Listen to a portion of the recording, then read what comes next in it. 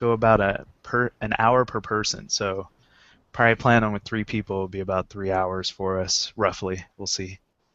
All right, well, we'll just do some brief introductions real quick. This is Let Us Game edition of Microscope, and we have 3 people here. Well, myself, so two guests with us today. If you want to introduce yourself, we have David down here. Hey there, I'm David Berg. I've never met Trey before, but he invited me to play Microscope, and I've long wanted to play this. Um, so happy to be here. Excellent. And then next to him, we have Zazie. Hi, I'm actually, you can call me Bankisha. Okay. So basically, I've played some D&D before. I've been in 2 other LUG Con events. And other than that, I do have a YouTube channel on YouTube, Bankisha, if you want to search for me. Oh I can yeah, find maybe me. you want to spell that for people just in case, or put it in your Hangout. Bunkitaia. There we go. Perfect. So you guys can check her out. Or Nice. and at the event, you could probably add a link when this is all done too, as a comment. Well, yeah, Just that's point to awesome. your channel. That'd be really cool. And I'm Trey, LUGCon organizer. So I've played this a couple times. I'm sure I do it incorrectly every time I do it, but I got the rules in front of me, so we're going to go through it. It'll be a good time. This one's actually going to be a completely open slate. The past couple I've done, I've actually broken the rules and added some things to the palette as we start. But this time, Sure. it's everybody's imagination. Improvise. Yeah. So since nobody's played Microscope, but I know David said he's read it, I'm gonna just kind of go over a quick overview of what it's about. Microscope, all of us become GMs. We all dictate the story at some point when it's on our turn.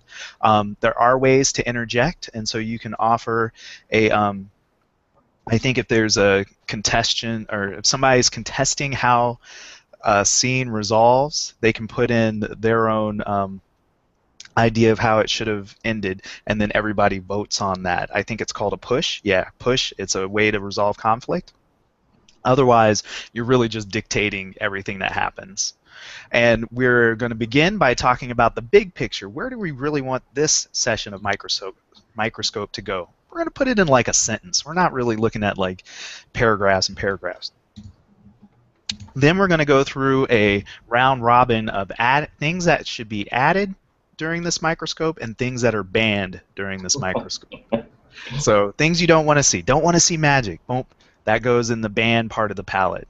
I do want to see space exploration. That goes into the add part of the palette. And we just keep doing that until somebody doesn't want to do it anymore. I think you get at least one round of it, though. I think everybody at least gets to add one thing, and then we will start the game. The game is comprised of each person putting in the beginning. We'll expand on this later. Each person's going to put in either a period, and a period is usually like a decade or a long period. It's not like 2 weeks or a month. So when a period goes in, you're talking about probably a generation worth of time or something like that. An event, which is nested under a period, is just going to talk about a specific event, when the world cracked in half, event. And then there's also nested under events, scenes. So you could say, I'm not going to dictate a period, I'm not going to dictate an event, I'm actually going to have a scene where all 3 of us become characters in that scene. And to lay out a scene, you ask a question, or you have a question that needs to be answered. So, why is Bob's shirt yellow? That's the question that has to be answered. And then you list out 3 characters. One has to be in this, or 4 characters. I'll look at that as we go. One of the characters you list has to be in the scene, and then the rest can be picked or made up. So you could have, yeah, I think it's 1 or 2 characters, and then we could come up with something completely different. So we could be like, I'm gonna be, I'm pulling the fly off the wall, literally. I'll be the fly on the wall. And that wasn't a character that needed to be in there, but I'm trying to be, kind of outside the box, so I picked something that wasn't in there. So, but that means when the other people pick characters, they're limited to the list that you provided. So scenes start with a question, and they have a list of characters that must be in there, but you don't dictate every character that's possibly in the scene. So, oh, and the last thing, all three of those elements, periods, events, and scenes, are light or dark.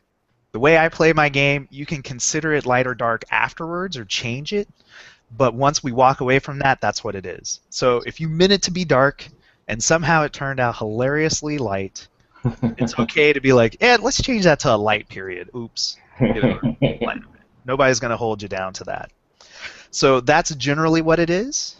Yay, I got it in less than 10 minutes, so that's awesome. Nice. And if anybody had, thank you.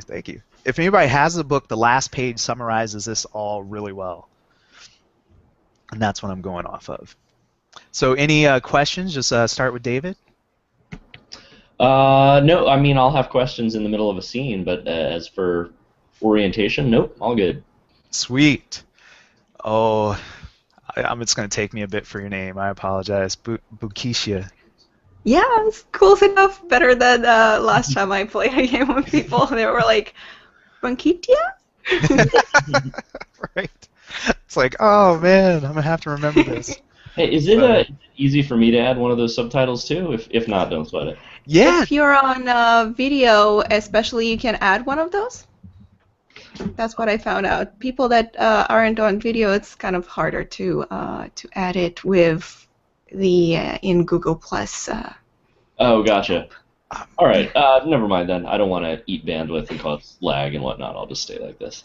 Good point. But you got a cool icon though. I do like that. Yeah.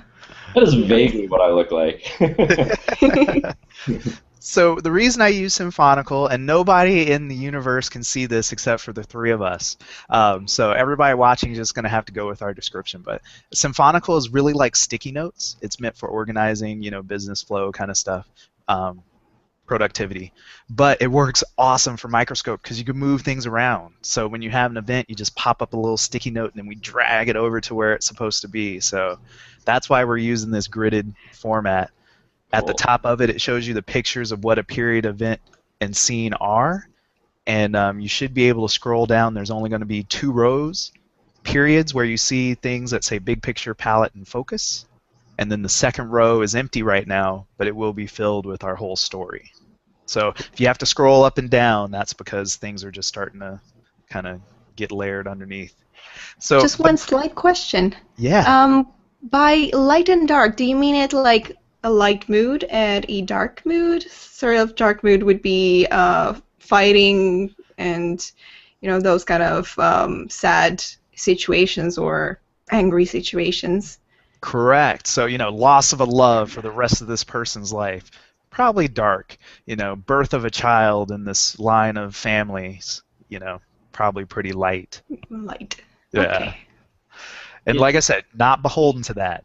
Is it assumed that there's going to be a rough balance between the two instead of a story that's all dark or all light? No. What I think it really adds is the fact that you can look quickly and see where maybe a period is going, or like it gives a nice visual cue. Oh, okay. Cool. Yeah, but it doesn't really seem to dictate the story. Gotcha. All right. And so our big picture, here, I'm just going to throw it out. We just kind of, roughly brainstorm this. We're going to cover, eons, not literally, but at least a few generations worth of story. And so I'm thinking something like Earth-centric. How's that sound with you guys? Like, yeah. Nothing that's too weird, alien-ish. That sounds good. All right. So we'll just say this is a story about a period on Earth. And do we have anything? Do we want to I don't try and go too far into the ad band stuff, but do we want a certain type of feel to that, or we're just going to keep it to Earth? And then when I say feel, like Renaissance or future or anything like that, or people don't care. I think it would be fun to span some historical periods, to not necessarily confine ourselves to something short, maybe go from pre-industrial revolution to post-industrial revolution, something like that. Okay. Perfect. So we're just going to say our big picture is a story about a period of Earth spanning a long time. So pretty Cool. general stuff. All right. Now, if you like, just click on those little sticky notes. It'll tell you what's in them, so you can kind of read them. So I put a sentence in the big picture one, There we go. Got it. and that'll just Nice. be the same throughout all of these. So I'm going to go ahead and expand the palette, which anybody can do. It just doesn't let you both type at once. So it's a little wonky if two people try and type, but everybody should have access to be able to add notes and stuff like that. So we're going to start with our palette, creating our palette. Oh, sorry. We're going to start with bookending our history. Just like David did, that was a perfect example.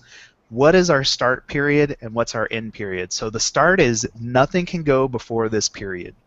You don't pick years. You really don't pick years. You pick like a feel. Like Industrial Revolution, great. You know, even though we know that's a specific period for us, we know we're not going into the Stone Age. So we might even, I don't know, I was about to get too abstract there, but it kind of defines it. What would we consider our start period? Are we going to go with the start of history on Earth? I feel more about when there's castles and knights probably would be a nice way to start off. Okay. Yeah, like briefly pre-Renaissance, kind of Dark Ages. Won't go any earlier than Dark Ages, maybe. There we go. Did Dark Ages have knights? Was that? See, I'm bad with history. It's going to come out in this Me game too. now. How about Let's do something we all know better then. We could start in the Renaissance? And that was after the Dark Ages, right? Is that better or worse? I don't know. Yeah, no, you got it about worse for me. Let's say time of chivalry, you know? So start with the time of chivalry. Oh, like knights. King Arthur style, that kind of deal? Yeah. Yeah. Okay. So we got some knights and horses in that technology level. Okay, yeah, that's actually kind of what I was thinking by Dark Ages, so cool. Perfect. Then in period, we won't go further than the destruction of the Earth? No. Now? Or... How about, like, the first off-world human settlement? That'll be as far as we go. Like, that's the boundary. Not, humanity isn't an interstellar civilization or anything, but maybe we have a moon base. Human settlement. First off-world human settlement. And that's exactly how the periods can go. They can just definitely be that kind of amorphous name. Like, Is that too long? From chivalry off-world? No, not at all, because we really do need to span like generations and stuff. So we don't have to hit the end period, but we know we're not going past that moment. Cool. Because sometimes you just get wild and crazy with ideas, and then it's like, oh man, I have to stop there, but I could go further. It's like, no, please don't. Galactus arrives. Yeah. Yeah, exactly. The rest is to the people's imagination. Yeah, the story has its edges, so let people imagine the rest. Now, with the first off-world human settlement, I am thinking that when that happens, it stops. So once the people have actually left, not exploring the whole settlement through its period. So it'd be like when the rocket goes off, that's when we stop. Cool. Does that kind of make sense? Mm-hmm. Sounds good to me. Perfect. So now we're going to deal with our add and ban ingredients. So like I said, each player, we're going to go round robin. Each player can add or ban one thing, and we'll put it on the palette. We repeat this until a player doesn't want to add or ban. So I'll go ahead and start with David. He's on the left of my screen. All right. Let's see. Let us ban like crazy gonzo anime ridiculousness. I'm not sure how to give a pithy phrase to that, but does no gonzo cover it? Is that? Ooh, no gon. That's a tough one. Cause that's kind of broad. I'm not certain what gonzo is, but I mean, anime ridiculousness, I understand. Okay. Yeah, no jumping from the moon to the earth with a sword in their hand. Is that what I'm kind of getting? Yeah, and if there has to be a giant monster in the story, it shouldn't be a cartoony giant monster. It should be scary. Okay. Should be a dragon. So Yeah. I can kind That of that fits with the knighthood. Ooh, there you go. Yeah. And it makes sense. So I can think of anime. I'll say Gonzo anime just to limit it because not all anime is Gonzo. Oh, So how about this? Wait, can I edit this thing as well? yes, Just Let not me. in the same time. correct. Oh, okay, okay. So you're in, so I can't edit it. Oh, let's see. Now you can. Now I can. All 'Cause- right, let me see. And if not, I can add. If you Hmm. can't, let me know. I'm trying to type and it is not working. Do I need to click a certain thing, or Uh, I think maybe you need to click done before I can edit it. Um, that might have been it. There we go. oh, Let's see if that made a difference. Huh. Nope. Still not. Okay, hold on. I'm seeing it. It's fine. You can be the typer. I don't mind. Yeah, trust me, I would love you to be able to edit. Uh, let's see. I clicked your name. See if that did anything. Oh, I Oh, have to add you to these. Okay, oh, and I'll go ahead and do the same for you. cool. Give me your name one more time. Sorry, the last name. Myself? Yeah, I don't want to mess it up. Bungisha. Bankisha. Okay, there we go. So now both of you are on this. Unless I took away responsibility from one and gave it to the other. Can you still type on it, David? I never could and still can't. Okay, so Mm. it's like it lets me give one person at a time responsibility. That's wild. Mm. It's been modified since I first used it. So now you're okay, David. Go ahead and type your idea. All right, hang on. Still no. Still no luck. Oh, Well, I guess we'll just let you do the typing, I guess. there you go. Easier. I mean, so maybe I'm entering this wrong. All I'm doing is I'm clicking on. So I'm Do seeing. you double click on palette? Sorry. I'm seeing it, and I'm seeing a big green check mark, and I'm seeing my icon in the corner. Yes. Yep. So that it. Do you double click on it? Oh, I see, and now it's yellow and editable. You got it? Nice. Sorry about that. So yeah, Trey, I failed to double click. I was only single clicking with views. So it's possible it was working the whole time. Perfect. I see. I What have would this you like stuff to add? So I'm guessing we're doing the add and ban in the same Yeah, time. exactly. So you can maybe one time add, maybe one time ban. So he said ludicrous goofiness. Okay, that definitely is a good definition of Gonzo. I like it. He does want to ban it. Yes. Yep. Give us a challenge here. Goofy is too easy. Amen.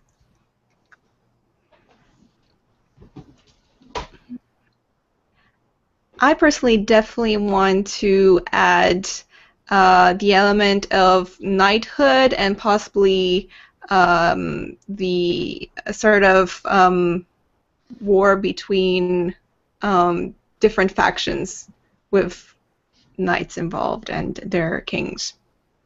Cool. So all I I can could think call of is it the word. knighthood conflict. Yeah, like Courtly intrigue. what's the Hatfields and the McCoys? Like there's rivalry, but there's a word that's eluding me that I can't think of. Feud. Feuds. Something like Yeah, that? that does sound good. Okay. Because we're going to span so many different periods, we'll just call it feuds. I'll even put like sometimes between nights. Because it's really kind of like more thematic, broad things that would last throughout the game no matter what period we're in. Yeah. Cool. Excellent. So now what do It I could want be to add? even duels for honor, and it happened from the knighthood period until even later on. So it works. Kind of a family lineage that gets carried on through the generations. Ancient grudge kind of deal. Yeah. And then that will definitely put in during the story. We'll start fueling that during the story, but we'll know that the word feuds, which I guess I have spelled wrong, doesn't encompass the whole idea that you're trying to go for. So all of us players know when we put feud in here, it really meant this kind of like rivalry back and forth. But it's got to be in Yes. here. There's got to be an element of rivalry. All right, I want to add. Man, it's just going to contradict the Gonzo thing almost. But I want it I'm in. stifling you. Yeah, I want it in good terms though. For some reason, I have like sci-fi technology in my mind. So Well, I guess as long as it's good for the period, if it's more in the future or present, it could somewhat be a technological invention that could fit. there you But go. I guess the ludicrous goofiness would, to a certain amount, happen, like depending if it's fitting or not. Yes, and there's this brought it up in my mind. No immortality and no time travel in the game. Oh, thank you. No time Yeah. travel, please. Yeah. So J.J. Abrams is not invited. exactly, my sci-fi will not encompass any of those things, but biotechnology kind of stuff is what I'm thinking. Oh, cool. I like biotech. All right, so there we go. We got sci-fi that's going to be period appropriate. All right, David. Nobody said no. So, oh, and one thing too, when the person does stop, if you are like one ad band short, you can do that. So if it stops, like if David says, "I'm not going to add anything," then it stops. But say he adds something, and then Funkisha. Bunkisha, I'm gonna get this. If Bunkisha says she's gonna stop, then I can add something. So, go ahead, David. Um, so there's something I would like to add. I'm not sure how to describe it. I would like to add. It's not magic, but I would like to add the presence of something of an influence kind of beyond the regular world. Um, Ooh. I'm kind of thinking like Lovecrafty flavor, but not actually monsters. The idea that maybe there's like other sources of energy that humanity is struggling to perceive and interact with. Would that Um, be maybe like the ancient Greek or Roman gods, for instance? They would have been interacting with the humans at certain points, and they would, bring either romance or conflict between people. Yeah, I'd rather not be playing like there are gods for sure, but it would be like, well, when we sacrifice this thing at this time and perform this ritual, something happens. That kind of deal. Um, so here, I think I can phrase that as well, mysterious. yeah, I did have an idea like God-like influences exist. Um, I mean, it doesn't have to be interaction between the god and the human per se, but as long as people do believe in the existence of the gods and their powers, maybe that would just influence how they are acting. They're like, Yeah, and I imagine going as far as like witchcraft kind of stuff works, and there you go. Yeah, let's. but Did you? not magic. Maybe rituals really have power. potions. Yeah, just something that's unexplained. So I'm gonna say otherworldly influences exist. Does that sound Yeah, better? All right, cool.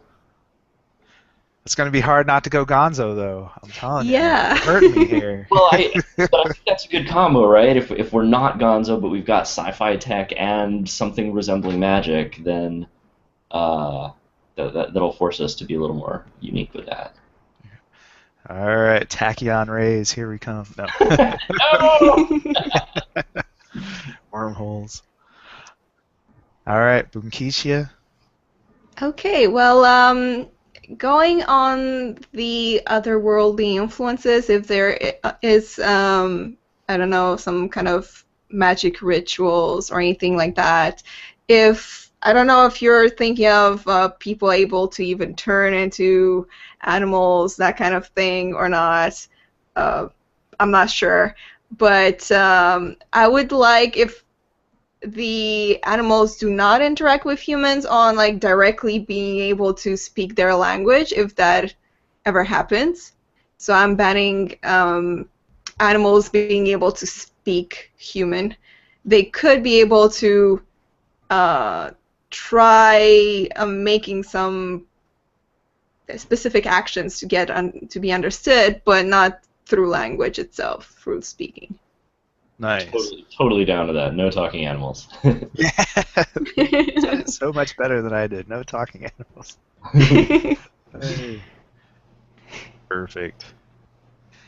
See, and I'm almost wanting to play off of this ad of the otherworldly influences that to ban that anybody ever understands it. Cool. Nice.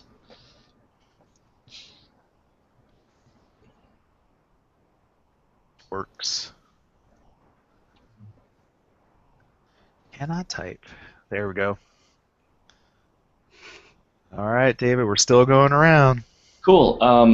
I think it would be cool if so we've got our feuds that are going to span generations. I'm imagining. I think it would be nice if there was some sort of competition or some sort of emphasis on progress. Like, in addition to having families who want to kill each other, we also want to have families who want to outdo each other. Okay. How are you thinking Sounds of writing that? So I'm thinking of something that, like, as we move towards the modern age, could become almost like corporate, like Pepsi versus Coke. So I'm not sure how to describe that. That might be more of the rivalry word. Yeah. I'll just say large-scale competition, and we'll let that evolve however it wants. Maybe it can be football teams. Who knows? But There you go. Even in the past, there would still be the ancient games that did bring yeah. football into being. So even that would be a competition slash rivalry. It could also be you play it so that someone's territory would either remain theirs or be taken over instead Yeah. of like an actual war, etc. Oh, right. We do the Olympics to set boundaries. Yeah, exactly. I was thinking gladiatorial pits, yeah. Oh, yeah. Yeah. All right. Our next one?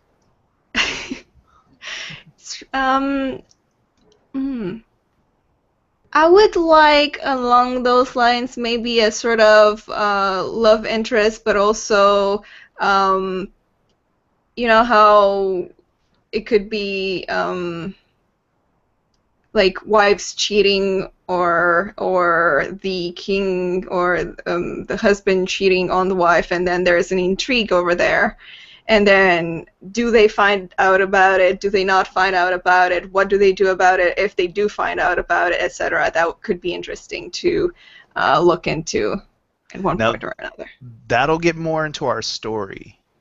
Yeah. Just to put that out there. Like, that might actually be more of an element.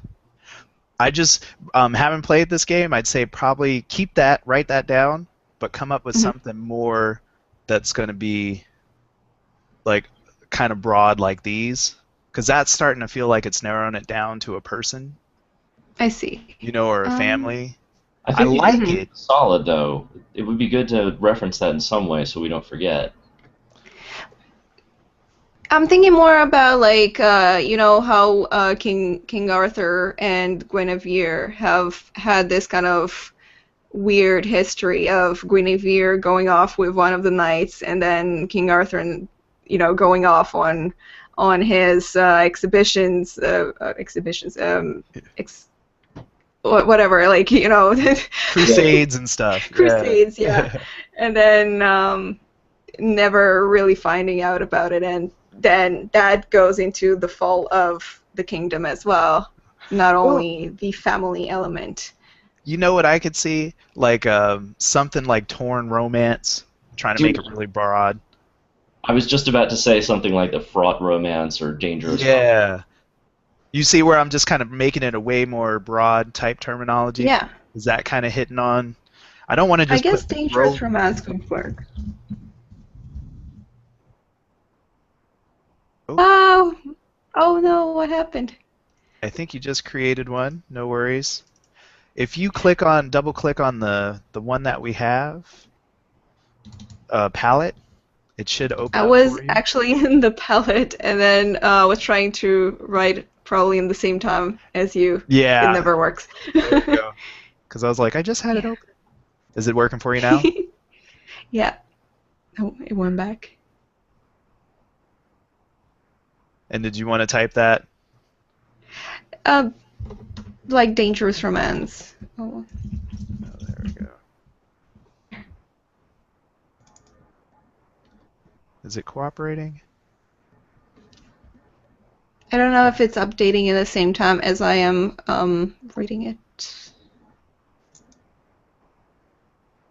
Hmm. Here, I'll type it in there. I'm not sure what happened to it. Ah, there it is. Yeah. Yeah. Bing. All right. Well, I do like that one. I am going to stop at that point. So that should end the ad band. Got a good little thing. And just to say, I kind of slapped myself on the hand. The only reason I interjected Bunkisha is because I've played it before. And so I think as we progress, you might agree or disagree with my edit, but nobody edits another player. Just putting that out there. So do really own your whatever it is, own it. If a person has some type of interjection beyond just helpful advice, that's a push. And they have a game element for that. But in this beginning, I just was hoping to set it up a little bit better so we could play with all the elements. I wasn't really trying to say, don't add that. So just put Right. that out there. Oh, limited palette is good. Yeah. Trey, I have a question about the push. Should I save that until we actually get to one, or ask now? Oh, no, go ahead and ask. Is the intent of when you want to do a push, is that like a contest over like aesthetic vision over no, I have my idea for how the scene should go, or is it about outcomes like on behalf of characters like I like this character, I want them to succeed, so I'm pushing, or is it more just like I want this scene to be less silly than you're doing it? Correct. Yes. It is when you want it to come out a little bit different for whatever reason, but you want it to come out different. So we had like one push that happened is somebody was trying to make this whole space station blow up. And another person didn't want it to blow up. They just wanted some other terrible outcome, like near destruction, but not complete, atomizing of everybody on the ship. So they Okay. pushed, and then we all ended up voting. Okay. Hmm. There you go. Yeah. But it's not to like take agency from anybody. It's more to just say, I think this whole thing would have gone differently than the way you described it. Okay, but it could be for any reason. It could be like, no, I think a darker ending fits better here. Yes. Okay, cool. And I'm going to refresh myself on pushes just to make sure, but we can still move ahead as things go. Yeah. So then we're going to get into the part where we actually start. And so always keep in mind the three elements: the period, the event, or the scene. And the scene being different from all those because we all become actors in the scene trying to answer a question.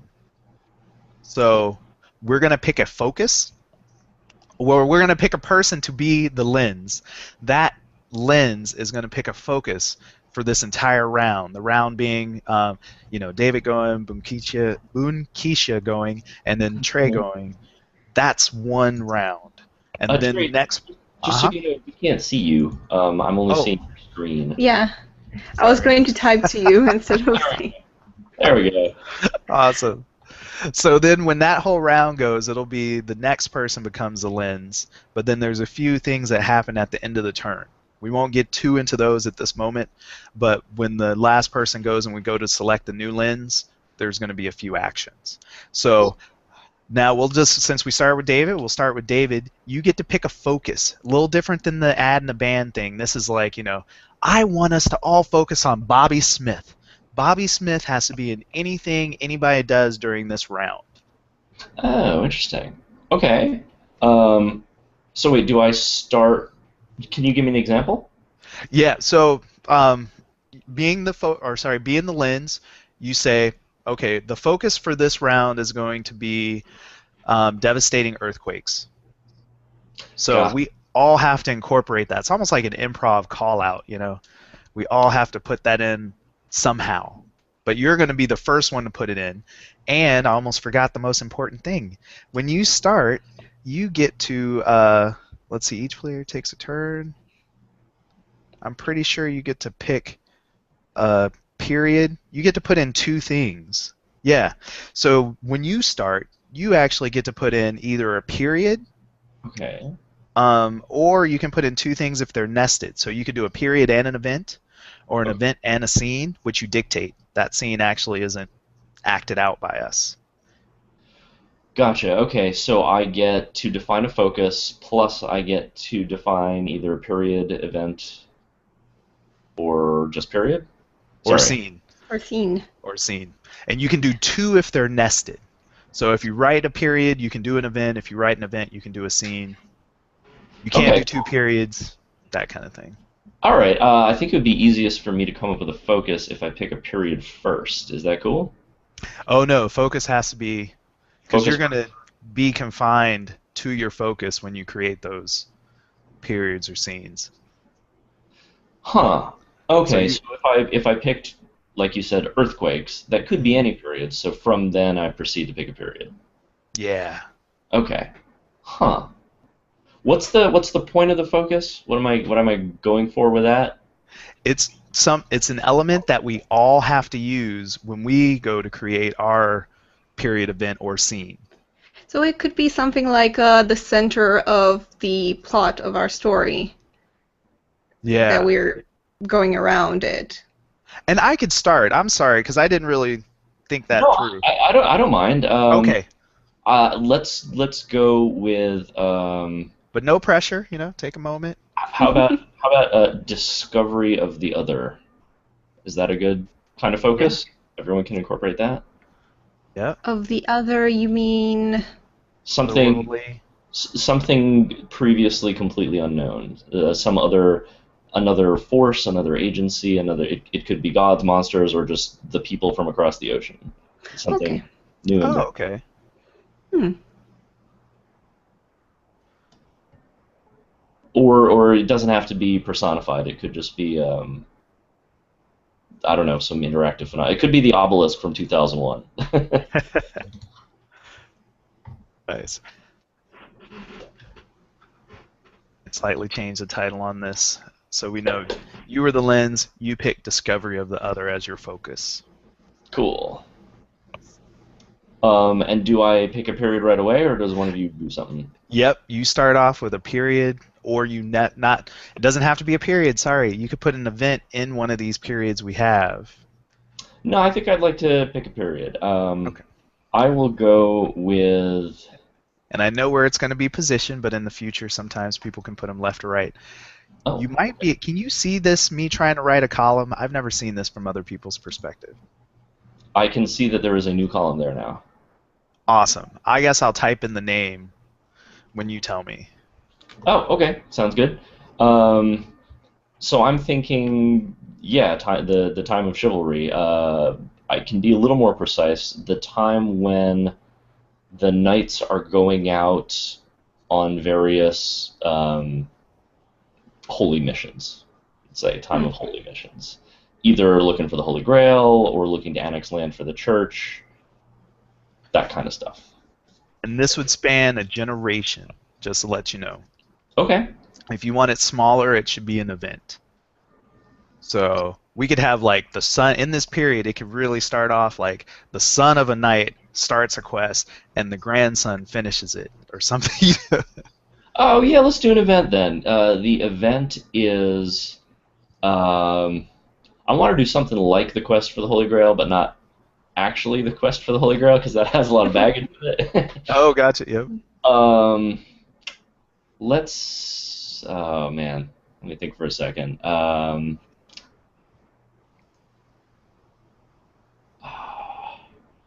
How about the search for the well of purity Okay.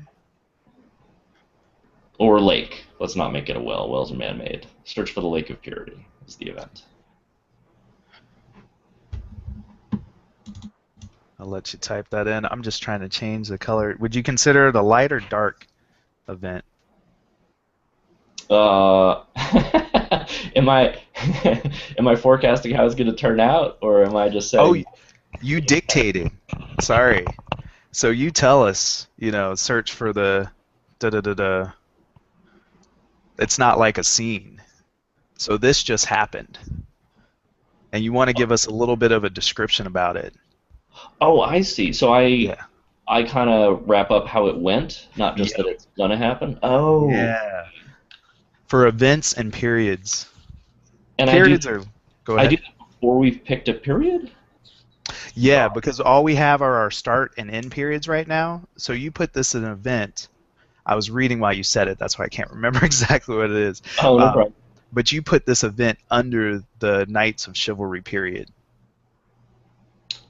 Okay. So I should just kind of summarize this event for starters. Yep. Okay. So the search for the Well of Purity um, was the big kind of event of this past season. It was in the spring, as soon as the snows thawed enough to let people travel. The prominent knights of the area were all kind of competing with each other to see who could be the first to discover this lake, which was supposed to maybe have healing powers, or maybe it be a conduit to speak to God. No one's really sure, but it's a special lake. Um, the knights are all supposed to be on the same team, but in reality, there are factions that are striving against each other to be the first to get to the big prize and win the fame and honor that will come with it. Um, and in the end, one of the knights does find this lake, and it is a knight who is not the greatest warrior, but a knight who kind of comes from a family that's a little crazy, um, but also known for their insight and their visionary nature. They eat too many mushrooms and have dreams and things like that. So that's the knight who eventually finds the lake. But unfortunately, in the process of searching for the lake, it allowed some of the other knights to act on their generational grudges. And so when the happy news reaches the court that the lake has been found, there's also a lot of sad news that some of the supposed brothers in arms have killed each other along the way. Nice. And so we just kind of like, take a consensus. Is that something that we can build off of? Sorry. And that's not like a yes or no. I just think it's always good to be like, okay, I got it. Make sure everybody envisions what you just said, kind of thing. So Cool. the event, what I'm getting is the search for the lake of purity, and events are as concrete as the bank robbing. If I said bank robbing of the national bank or whatever, that's like an event. And so this one is they found it more than they're searching for it. Right. Okay, that's Yeah, he did specify that there is a knight that found the lake, so therefore. awesome. And you did perfect putting down a description of what it is, because we're going to have to come back and play off of it. If you could just put a sentence for us Uh-huh. instead of just like notes, that would be awesome. So then I can I come was back and doing be the like, notes oh, gotcha. while he Yeah, was. David. It's much easier for him to like express it and then have someone else type it in the same time. Yeah, There you thank go. you. So if we could just get a sentence that kind of puts all that together, All right, no problem. be awesome. I'm just going to leave the notes that Bunkisha wrote. Yeah, I Um, find that they'll be helpful. yeah. That was a great idea. I thought that was him. I'm like, yeah, nice. No, no. I was just making stuff up the whole time. All right. Yeah, I can't really think and type at the same time very well. So let's see. Way to summarize that. Okay, hang on.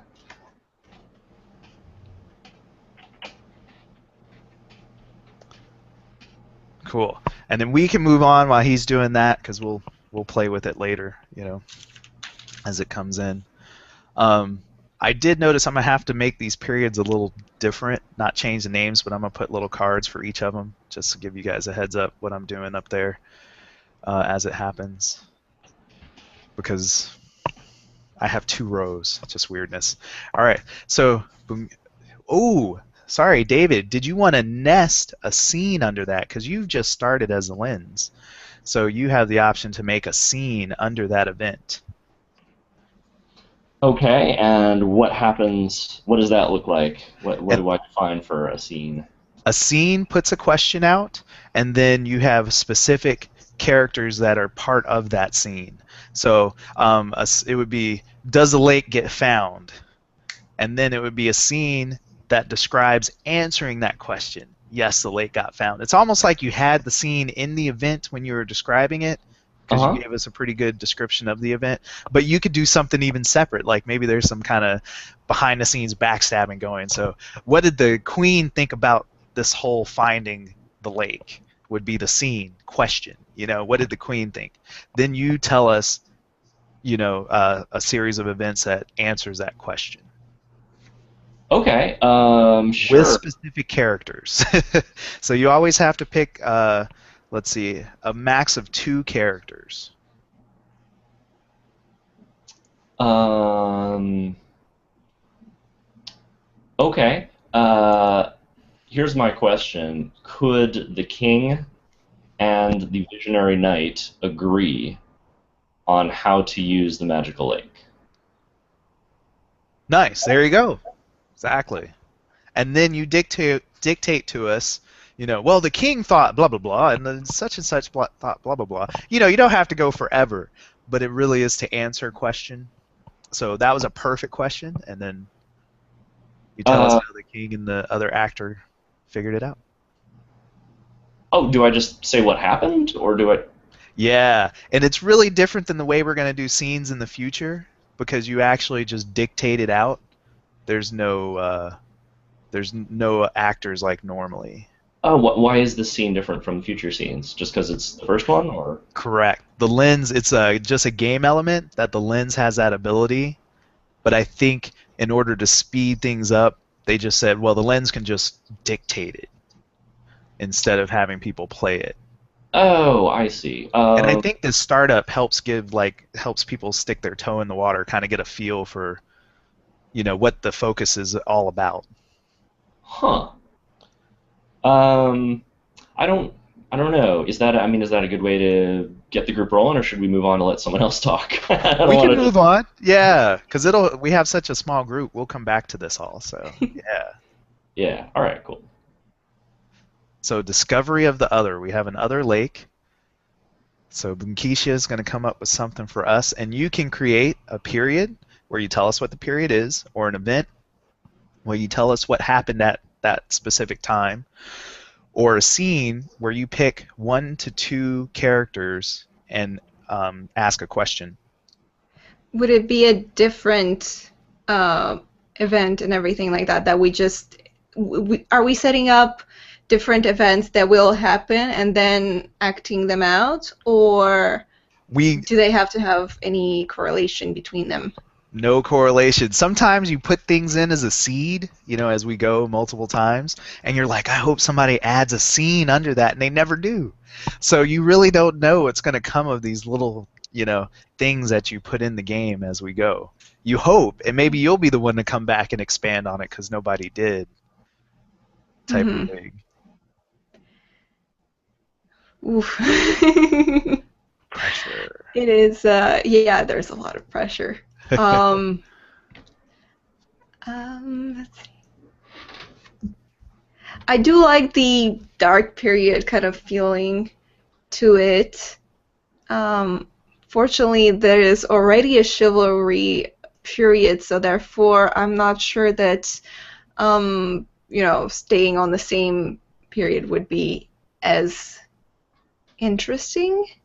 Um, And roll with it. yeah. Um, Yeah, we can jump around. Yeah, go with your first let's inclination. see.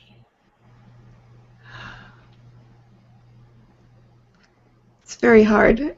Yeah, the game is very forgiving. It self-corrects itself really easily because there's so many people putting in elements that if Okay, how something's about we wrong, it doesn't go matter. into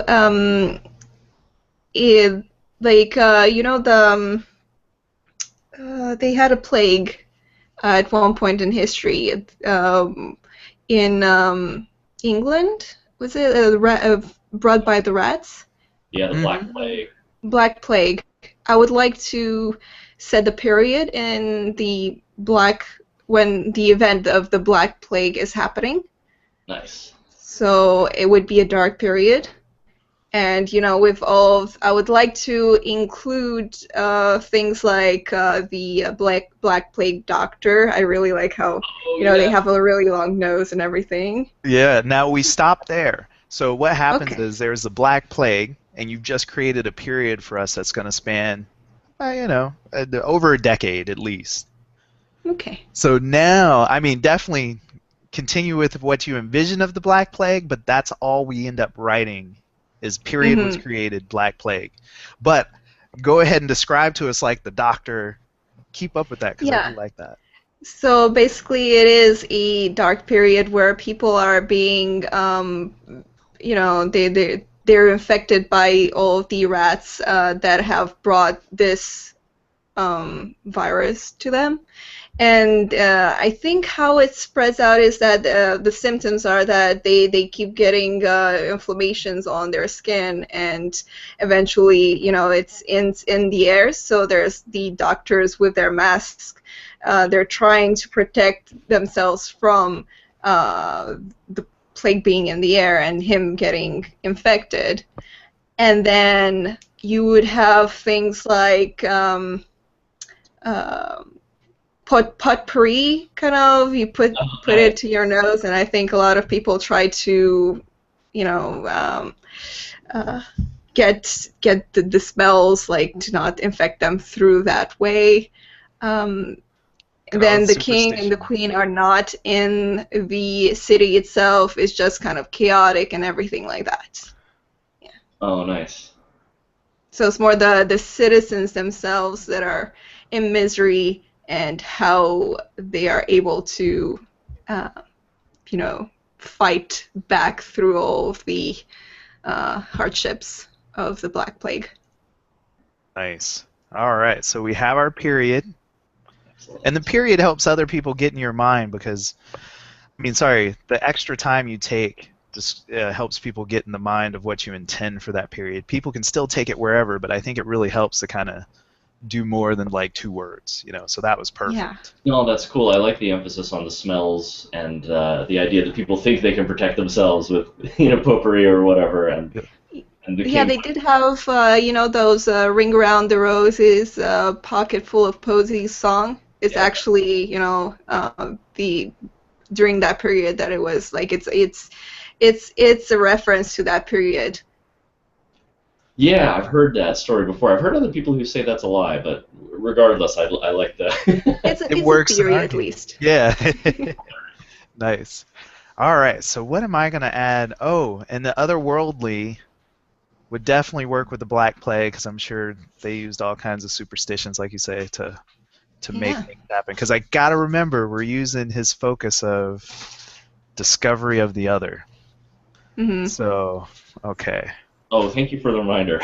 Yeah, Yeah, yeah. I didn't actually think about that, but since it does work, and I mean, it could be otherworldly and also like how the doctors, treat the patients or dress or anything like that, because they do look otherworldly. Like it looks like a um, very skull-like shape of a bird that they're wearing on their face, like a beak.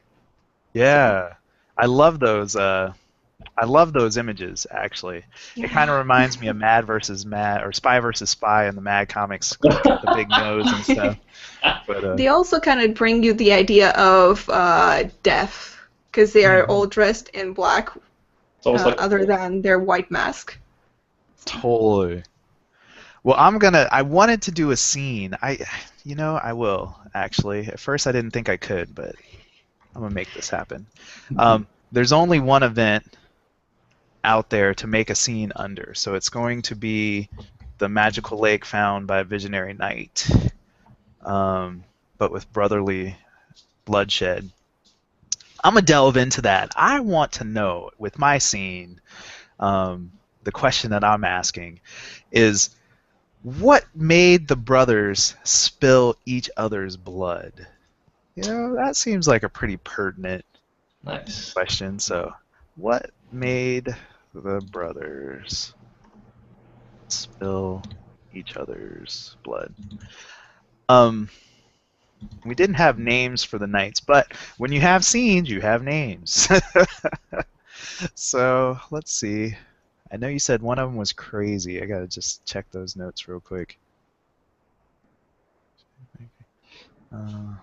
So feel free to deviate from this if you want, but my thought is that there are various knights roaming around looking for the lake. The one who actually finds it is not involved in the bloodshed because he's actually looking for the lake.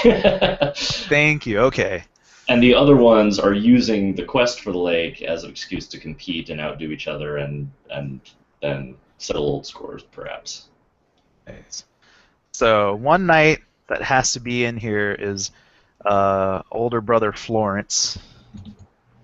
Nice. And the other knight that has to be in here. Oh, actually, the squire, who's the younger brother. His brothers spill blood. Didn't say knights spill each other's blood. The squire is gonna be. God, gotta just come up with a name here. Wanatu. There we go. So we all have to pick a character. As you notice, there's only two that have to be in here, the older brother and the younger brother. So that means one of us is just going to completely invent a character as we see it pertaining to help this scene out. I just wanted to make sure who starts. Hey, Trey, just one question. The focus of contact with the other, how long does that last? Until I'm done. And then we do some wrap-up stuff, and then Bunkisha will actually pick a new focus, because she'll be the new lens. Got it. All right, cool. And thank you for reminding me, because my scene doesn't seem to talk about the other. So discovery of the other. I mean, it loosely relates to the lake. But let's see, a scene. Spill each other's blood.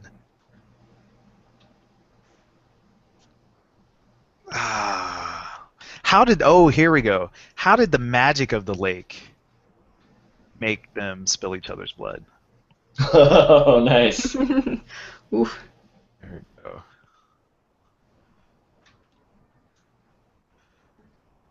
Pulling it around. All right. So it said, we'll start to the right of the player. So, David, you get to pick the first character. I am happy to be Knight Florence. Okay. And Bunkisha, if you don't pick the squire, then I have to be the squire. I see. How Can you play? about? Go ahead. Oh, I was just gonna ask if you can play stuff like the lake. Yeah, you can, whatever you think. It has Yeah, to I be was slightly thinking- animated. Since the lake is magic, I'd let it go. I would think the Lady of the Lake.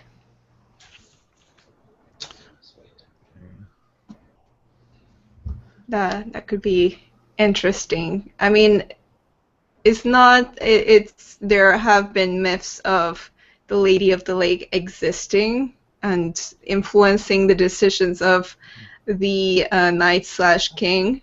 So that could be interesting to incorporate there.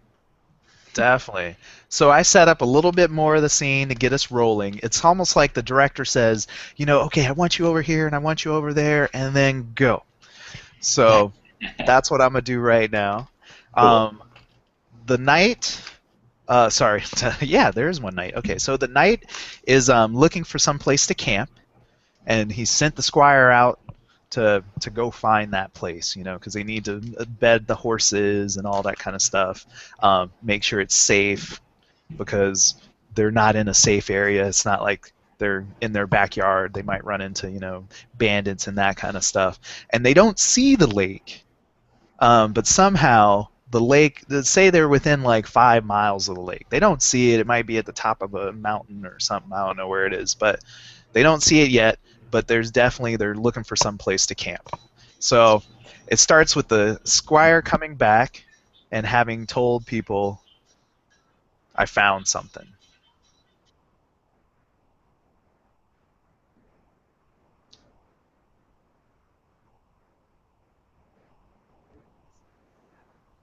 All right. So since I'm the squire, I wanted to. Hey, hey, brother, I have What, are we under found. attack? Oh, no, no, no. I'm alarmed. He starts I'm stringing his bow, which he just unstrung. nice. I think I have found a great place for us, brother. Or Oh! Knight Florence. Yes, you would do well to remember your place, brother Squire. Yes, show me what you found. Well, brother Knight, I swear it was almost like an illusion, but as I came over this hill, I saw this. It's sparkling, and I think it's going to be great pasture for the animals. So yes, come with me. Calm down. Try to keep your wits about you. We're still in dangerous lands. Don't be getting excited over sparkles. Be cautious as we approach. I'll grab the reins of the horse and have the sword drawn and start walking slowly to follow the squire. Yes, brother Knight, and you know, walking kind of clumsily. There's a reason I'm not the squire yet, but I'm trying to be more quiet. Or reason I'm not the knight yet. Trying to be more quiet. And so bring us to this great meadow.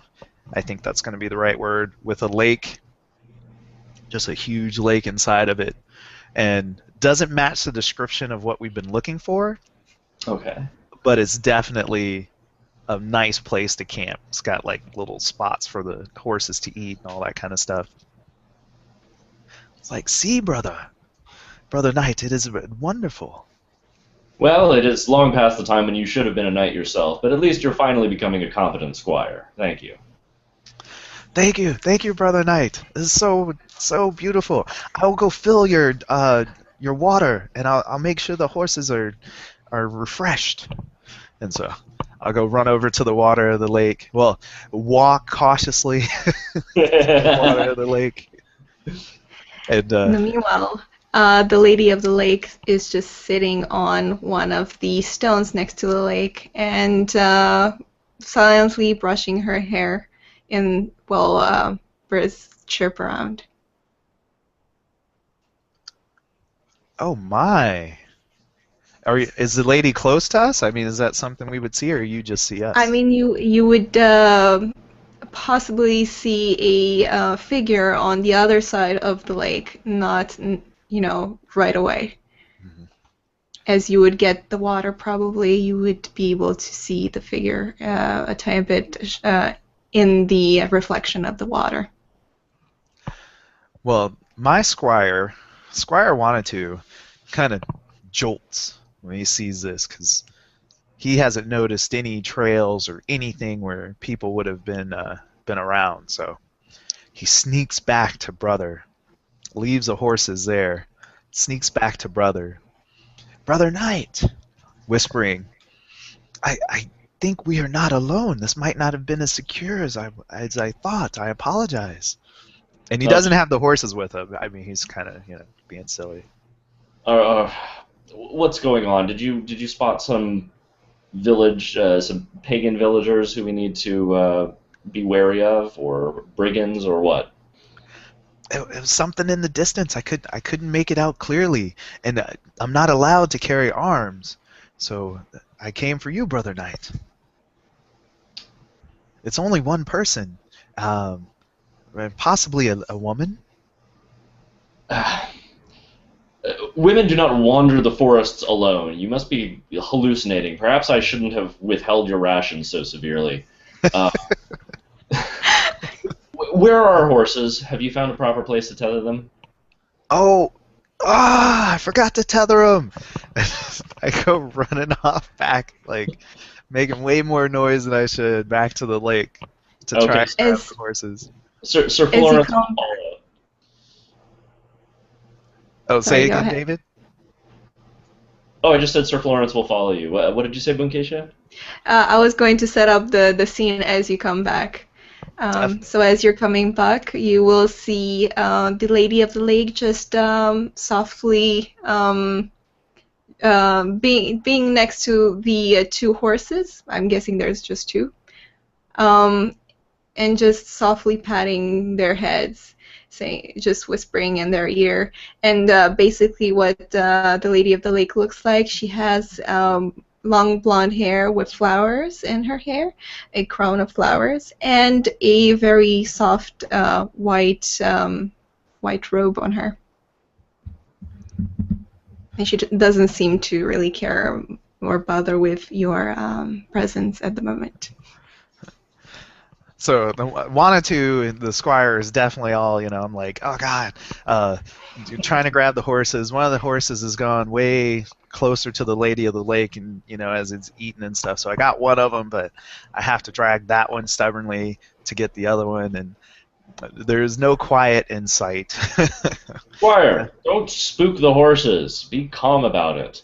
And Sir Florence will approach the lady and give a kind of a courtly bow, but with kind of like a not super happy expression on his face. Like, this is the proper thing to do, but he's not really 100% comfortable here. And he says, Milady, you appear to have wandered far from your village. I'm Sir Florence, at your service. May I escort you back to your home? Why so, dear knight? My home is here. I do not need any kind of companionship at this moment. You seem to be actually lost in these woods, are you not? How dare you insult my knight Florence? He is not lost. This is exactly where we meant to be. Lady, you must learn your place. Settle down, Wanatu. She's But clearly something here is amiss. And he'll turn back to the lady and say, it is not safe for a lady to be alone in the woods in a place like this. Surely you have not been here long. Where's your father? I do not have a father with me. I have just existed here for my entire life, and this is my home with the animals. oh, brother, she lies. Brother Knight Florence, she lies. She lies. I do No, not trust her. There are bandits behind her. calm down. Lady, She must have been orphaned by some brigand attack early on, although you speak surprisingly well for a woman of the woods, and you do not appear to be as stained with mud and bracken as as I would expect a wild hermit to be. If you accompany us back to our castle, I'm sure once you are properly dressed, you will make a fine lady of the court. Why don't you come with? Pardon me, knight. I speak as I will, and I have learned all of this by myself. And the animals here are taking care of me. I oh, do not need any other care. you must learn your place, lady. And then Squire wanted to picks up a rock and throws it at her, trying to hurt her. At this point, the animals from the wood are starting to go against you. There you go. And I do have to mention, sorry, as characters, and we all have our own agency, one character can't kill the other one. That is impossible in the scene. So like if somebody shoots at you, you can say, "Oh, I dodged," or you let it happen. So sorry, I didn't say that before I threw a Okay. rock, but I did know that. So yeah, I'm trying to throw stones at you because I don't have weapons. So Squire Wanatu is trying to attack you, Okay. Lady of the Lake. Mhm. Lost his sense. Florence is not digging that. He takes out his sword, turns to Wanatu, and tries to smack him over the top of the head with the flat of the blade. And so now I'm wrestling, if I can even get close enough to the lady, but I'm wrestling with the lady, and maybe in that struggle, the sword is misplaced. I could see that happening because we're going to answer the question that how the magic of the lake make the brothers spill each other's blood, and I, I, I don't think we're quite there yet. I think is that cool? I'd like to see just a little more of where this is going with the lady herself. I mean, is that cool? that's possible. So let's see. So I'm thinking at the moment where you start chucking rocks at an unarmed woman. Yeah. Sir Florence is enraged, draws his sword. Do you continue chucking rocks despite the fact that your brother is coming towards you with a deadly weapon? Yeah, because she's insulted you. She didn't bow. She's used like all these words that the Squire Wanatu doesn't understand, so he's like gonna try and take her down. Kind of crudely though, because he doesn't have any weapons. Right, Any right. proper weapons. Squire, what are you doing? Yes, she is strange, but that is no call for that is not knightly behavior. She has completely lost her station. She doesn't understand how she's supposed to act in front of a knight as grand as you. I will teach her. And he's trying to choke her, just being completely uncivilized. Well, civilized by your parents' standards, but not by now. All right, Florence tries to get between Wanatu and the Lady of the Lake, and tries to kind of push Wanatu into the lake to keep him off of her. Okay, yeah. How does the definitely lady feel about all this? spill back. You're much larger and better. I'm just wondering, would I have any kind of otherworldly power? Like what I imagined for the Lady of the Lake, that she would be very close to nature, and the animals would like her and try to protect her. But I don't know if you said that one would not be okay. It sounds legit. They just can't talk to you. Yeah. Yeah, but I think the whole, knowing that you're in danger kind of thing works. Yeah, if something in the lake pulls the Squire down, or if an angry bear comes lumbering out of the woods, or any of that would be sounds cool to me. Yeah. Yeah, I was thinking just a flock of birds would come in and try to push you off, like the one that is attacking me. I'm guessing the Squire, like to just go peck at you. Now you're getting pecked, and I'll look at the birds and I'll see, Squire, it is an omen. This is a very bad omen, what you are doing here. I don't believe in the omens like you do. This was completely wrong, and she shouldn't have been doing what she was doing. My eye, it was just complete coincidence. She needs to learn her place. Remain silent, birds. Come here, come here. It's fine. It's okay. They just don't know what they are doing. I mean, he doesn't know what he's doing. Squire Wanatu is kind of silly, or young and naive. Yeah. He's obviously upset, covered in mud. Squire Wanatu and bird scratches. Yeah, bird scratch, some blood coming down out of his eye. Yeah, he'll definitely stop because his brother Knight has told him to. But he's fuming, like red. He's definitely visibly upset seeing red. Lady, may I ask, who are you? By what name should we call you? Well, I am but a mere Lady of the Lake. And this is my lake, and these are all the animals that I love and cherish. And they seem to love me too. Your squire over here seems to have kind of enraged them a tiny bit, but it's okay. As long as I tell them not to go against you, it's going to be fine. See, Brother Knight Florence, she speaks in lies, riddles, and half-truths. I would not trust her. I do confess I am troubled. Lady, let me confer privately with my brother for a moment, if you please. You may. So I'll take one or two just out of earshot and say, although I do not approve of your rash attack on an unarmed woman, I am beginning to suspect that she may be some sort of sorceress. I think there's something amiss. Anybody knows that you're a knight of the foreign lands and need the respect you deserve that you've earned. I cannot take this. Yes. Do you see how the savage birds that attacked you were calmed by her words? There's something unnatural, and she has no proper Christian name. She is just Lady of the Lake. She has a strange beauty that I admit is hard to resist, but I would not go so far as to call it any type of magic. I think we should. I think we should understand the full extent of her sorceress ability before we bring her back to the castle. We don't know whether she belongs as a guest or as a prisoner. In chains. Bring her back in chains. Or whatever you decide, Brother Knight. Let us see if she has any information about our true goal, the Lake of Purity.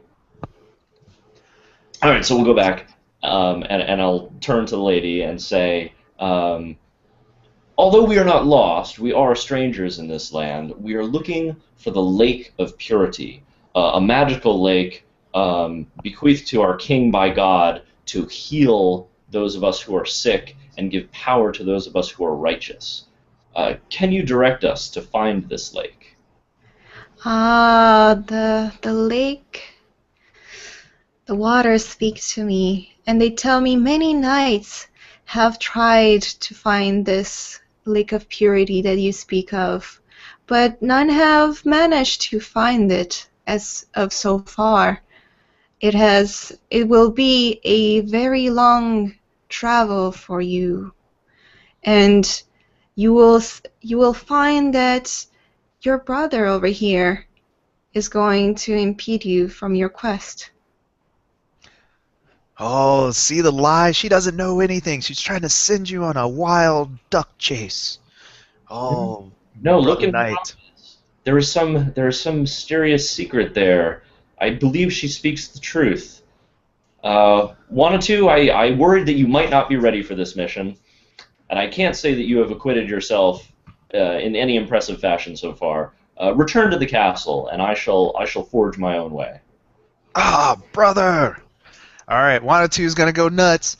He's gonna charge the lady and try and take her into the water. You know, try and drown her into the water. So he's doing like a tackle type thing. It's like, you do not listen.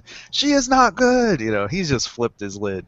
So, Okay, there we not go. trying to kill, or sorry, you know, you always have agency over your character, so you can counteract Bunkisha however you feel. But that's what Squire Wanatu's trying to do. He's like, you know, die. You are lies and half truths. So. At this point, I believe Lady of the Lake is going to fuse with the water and just disappear, vanish, and you just hear a voice saying, "Only the pure may find the Lake of Purity." Okay, and during the struggle where the squire had tackled her, Sir Florence drew his sword, and as he hears the voice trailing out over the waters, then now he becomes enraged, and he looks down at his squire, who's covered with bird scratches and mud and water, and says, "She is no savage. She is a prophetess. You are interfering with my true path to glory." And before he can stop himself, just kind of plunges the blade down in frustration. It isn't like isn't like a finely honed, battle killing stroke. It's just kind of a lashing out. Nice. And strikes down his squire in anger. No. Yeah, no, I would definitely be okay with Squire wanting to going down under those terms. And then that would end the scene, because I feel it got answered as to why the blood was spilt. Cool. And that's a scene. So, scenes are more involved, and you can see why they kind of have people dictate them if they do want to add one. But they're fun too. So That's pretty cool. Nice. neat element. We'll probably never come back to those characters again. Who knows? So then the wrap-up stuff that happened. So that was my addition. Oh, and we're going to put that as a dark happening, a dark scene. I guess it's all going to be dark. Yeah. There's not much light in this. Once you bring in the otherworldly, that's it. It's downhill from there. So the wrap-up is going to be that the former lens actually gets to do a couple things. So when he's finished, the player to the right of the current lens picks something that appeared during the last focus. So the right for me would be Bunkisha. Something that happened in this last round, you get to pick it and Wait, choose I it. was the lens. Yeah, and so to the right of you. But there's still something... Yeah, so you don't get to do anything. I apologize. It's a person to the right of you. They get to pick this thing called a legacy. Oh, And that's anything that happened in the last round, and I'm going to put it in our notes section. cool. We all get one legacy. So if you ever pick a new legacy, this legacy drops.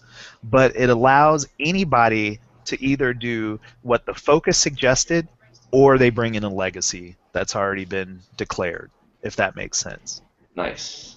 I don't understand exactly what legacy entitles, though. It allows you to Like use it allows you to use an element that's different than what the focus has said we had to use. So the focus So last for time said... instance, if you would want, for instance, one of the characters to continue on from that story, you could pick one of those, or it could be like the lake itself, or those kind of things. Totally. That's exactly it. Cool. Or the lady or the lake. Or the squire or the knight. Yeah. So who is currently picking? You said the person to the right of David. Yep. So on my screen, that's you. That's me? Okay. Yep. Um, And this all works better sitting around people at a table. 'Cause yeah. I'm sure it Because reshuffles. to me, you're the one on the right of David, so I was confused. I'm like, Yeah. It gets wacky. I know that I've already been described as being on Trey's right, so that must mean Bunkisha's on my right. There you go, yeah. Oh, my. Gets all relative. I do like the Lady of the Lake, and I mean, so you're saying if I choose a legacy, that will take over the focus of Adds in addition to. ads? Okay. Yep. And Yeah. you're also going to have to dictate an event or scene to illustrate that legacy. Oh, that gets even harder in that case. Okay. Okay, I shall go with the Lady of the Lake, and it's going to happen possibly before or after. I'm not sure. In the period of the Black Plague's time span, I would say that she would have lived for a longer time, and someone has been able to find her, and she was accused of being a witch. So basically, she was brought to the stake as an other, like someone that cannot be understood, someone that does things like a witch would do. Nice. So do I need to ask a question? No, that's just the event and no Yeah, question. Okay. yeah. Legacies are kind of different, and so that's going to be dark. I'm guessing so. Okay. Yep. I feel the darkness coming from that. Sometimes people surprise you. All right, so now the legacy's been added. We also added a dictated event for that legacy. So now the new lens is actually to the left of the former focus. Okay, so then I would go to pick a new focus. Cool. The left and right stuff always gets me. I know it'd be easier sitting at a table. Oh, I just wrote it down in the chat window, so at least we'll have a consistent. Perfect. Now, what am I going to make as this something that we have to bring in here? What is our focus? Oh, let's focus, because sometimes I like to just pick straight from the palette, and so I think like the duels or that rivalry kind of, oh, that's two different things.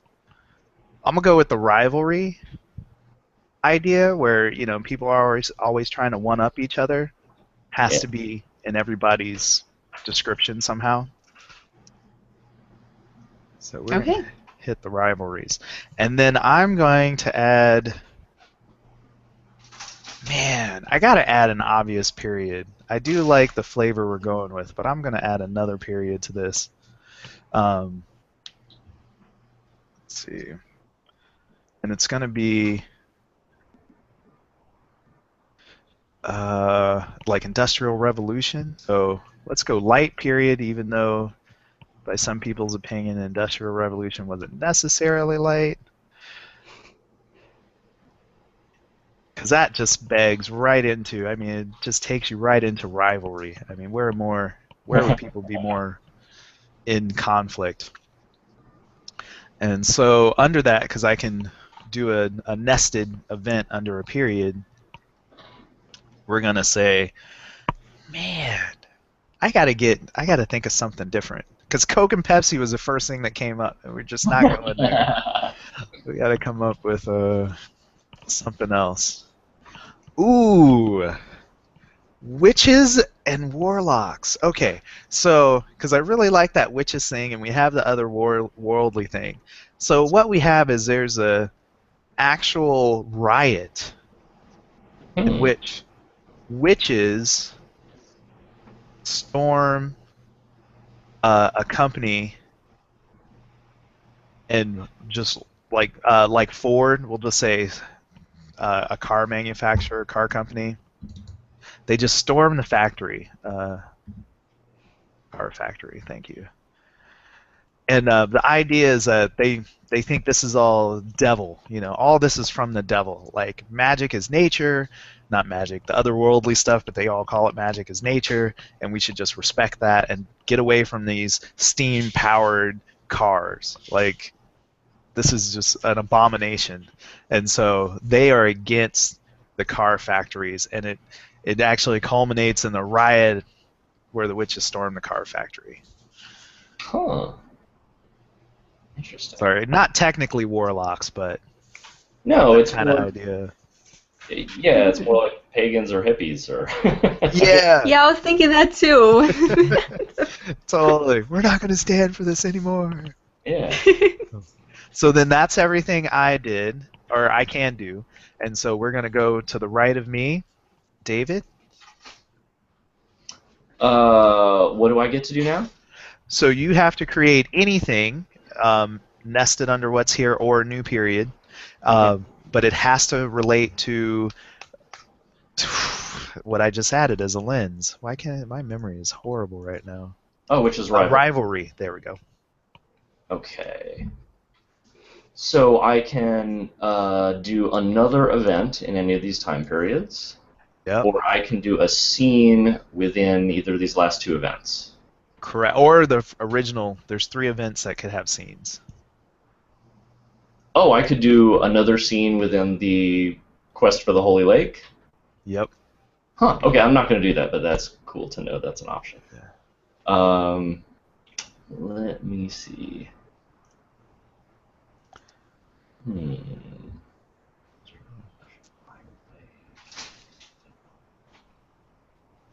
So here's a question, Trey. Just not a rules thing, but advice, because you've played this before. Do you think it's more fun to continue putting options on the menu, or do you think since we have this many options in the menu, I should go ahead and do a scene so we can play characters more? Go with the first thing, like a Rorschach test. Whichever one kind of like resonates with you the most, go with it. Okay. No matter what it is, nest something under it. But if nothing does, break out of the mold. Come up with something just off the wall, not Gonzo, but off the wall different. Yeah. Right, right. Okay, cool. Let's see. Let me just look at our Black Plague event. Lady of the Lake has been found and accused of being a witch. I do like that. Um, okay, I'm going to add another event, though, under the Black Plague. Because I just have... Yeah, like you said, Rorschach style. This is the first thing that comes to mind. So let's see. Is that how I add an event? Yes. All right, so I'm going to add the event of the discovery of the cure. Ooh. That one of these freaky beak-wearing, incense-inhaling, pseudoscientific doctors has uniquely either created or discovered or dreamed or whatever the cure for the Black Plague. Hmm. Thinking light or dark? Oh man, could go either way. I mean, cure sounds like a good thing. Uh, It does. But our focus is rivalry here. So clearly this must come at some sort of a cost. And this I, isn't a big deal. You can even put it before the lady was found or after. It doesn't have to just be after. But okay. rivalry does not necessarily entitle that there would be bloodshed and all of those kind of things. It could be a rivalry that ends up in progress, like and then I don't know. It could end up in like fusing the two of the companies if there's two companies or factions or something like that. As long as there's a rivalry at the beginning or at some point, I guess. Yeah. That's a good point. Um, okay, wait. I have a good way to spin this. Cure found by doctor winning contest with, That's uh, awesome. Mm-hmm. with some force, hang on, some pro-plague force. That work? Oh, that's typo there. Contest. All right, cool. When you say some pro-plague force, what do you mean by that? Well, I was kind of leaving it open in case anybody wanted to do a scene for that, but I had two ideas. One of them is the idea that the plague is some sort of malign curse by otherworldly spirits or by some sort of like connection to a dangerous place that has been, like a portal to a toxic realm, or I don't know, something like that, Hmm. something where malign influence is coming through. And then the other idea I had is that there's some sort of human conspiracy, which is just like we're not healing the sick because it benefits us. So either Oh, one. I see. Oh, okay, gotcha. Not a contest in terms of, oh, you win a prize, but a contest in terms of you have defeated the Yeah, source of the plague. Okay. right. A battle of wills of some sort. No, good clarification. I was assuming the other. Yeah. Yeah, me too. Sweet. All right, so we got that one in the books. Now we have an event which some might say could be the end of the Black Plague, but it never is the end. It's amazing how people can still squeeze things after something you thought was the end. Let's see. So yeah, Bunkisha, you get to end this round. I would like to add something in the after industrial period when people are starting to try to get on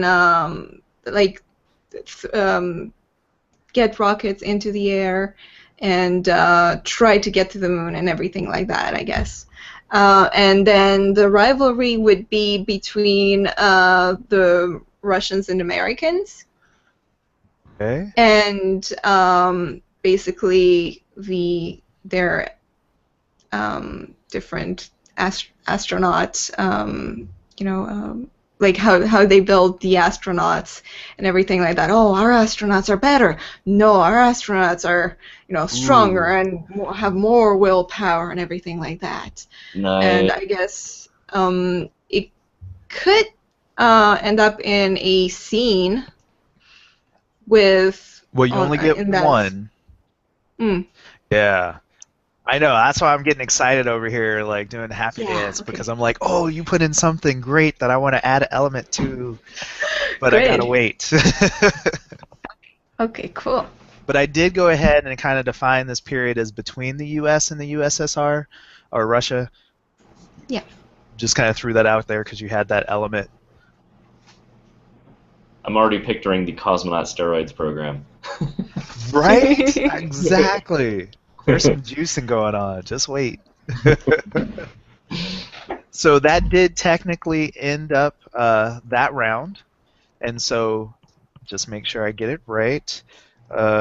Player to the right of the current lens, so David, gets to pick something that happened in this last round as a legacy.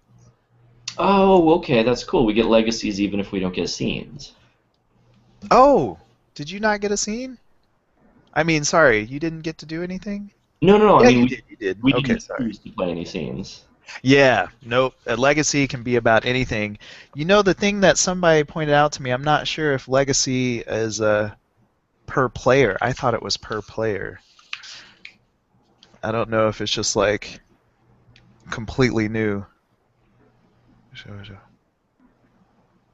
And then we have to drop. Let's keep it per player because that's the way I've always done it. But you can't have more than one per player. Hmm.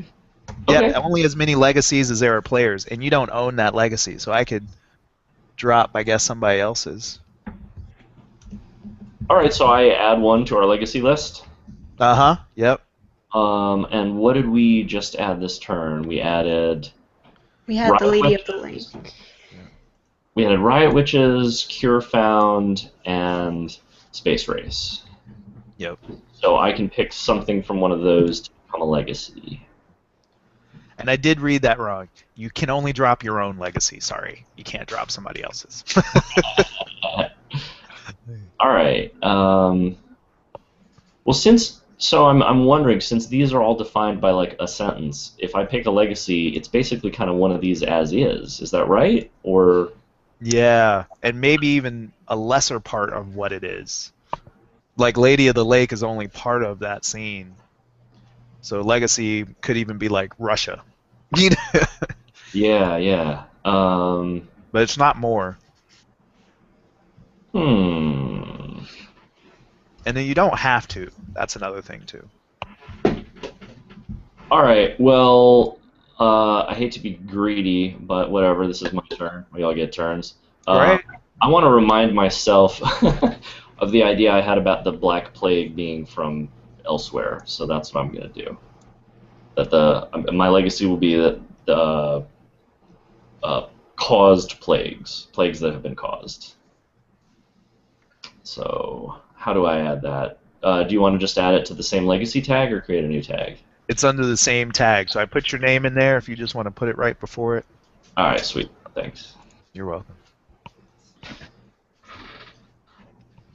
All right, so while he's typing that out, does that make sense to me? We're going to pick the new lens, and that's to the left of me. So, or I keep saying that.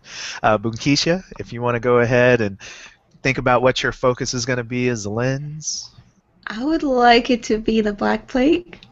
Oh, yes. Sweet. Black Plague for 100, Bob. Yeah, Awesome. definitely. And Do that I can have to be, do something else? yeah, so now you're going to add one element or two if they're nested. So you can add a period, you can add an event for a current period, or you can add a scene for an event, or you can do like a period with an event or an event with a scene.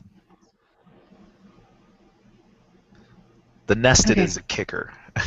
It's one unless you nest it. Okay. What I want to really have in a scene is the plague doctor. So I'm trying to figure out what exactly with a plague doctor would be in there. The first, you can put it wherever, but the obvious one is where the cure was found. But you could truly put it wherever. You have four events to add that under. Yeah. One second. 4 events. Yeah. Okay. Yeah. Yeah. I'll go with a scene underneath the cure that was found, and hmm.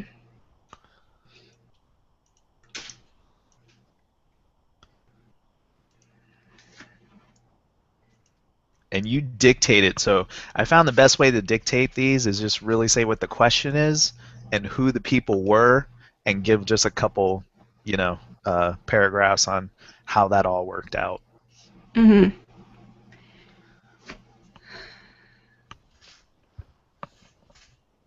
I'm having trouble figuring out what I want to do with that. I know the gist of it. Like I know that I want the doctor, I want the Black Plague to be in there.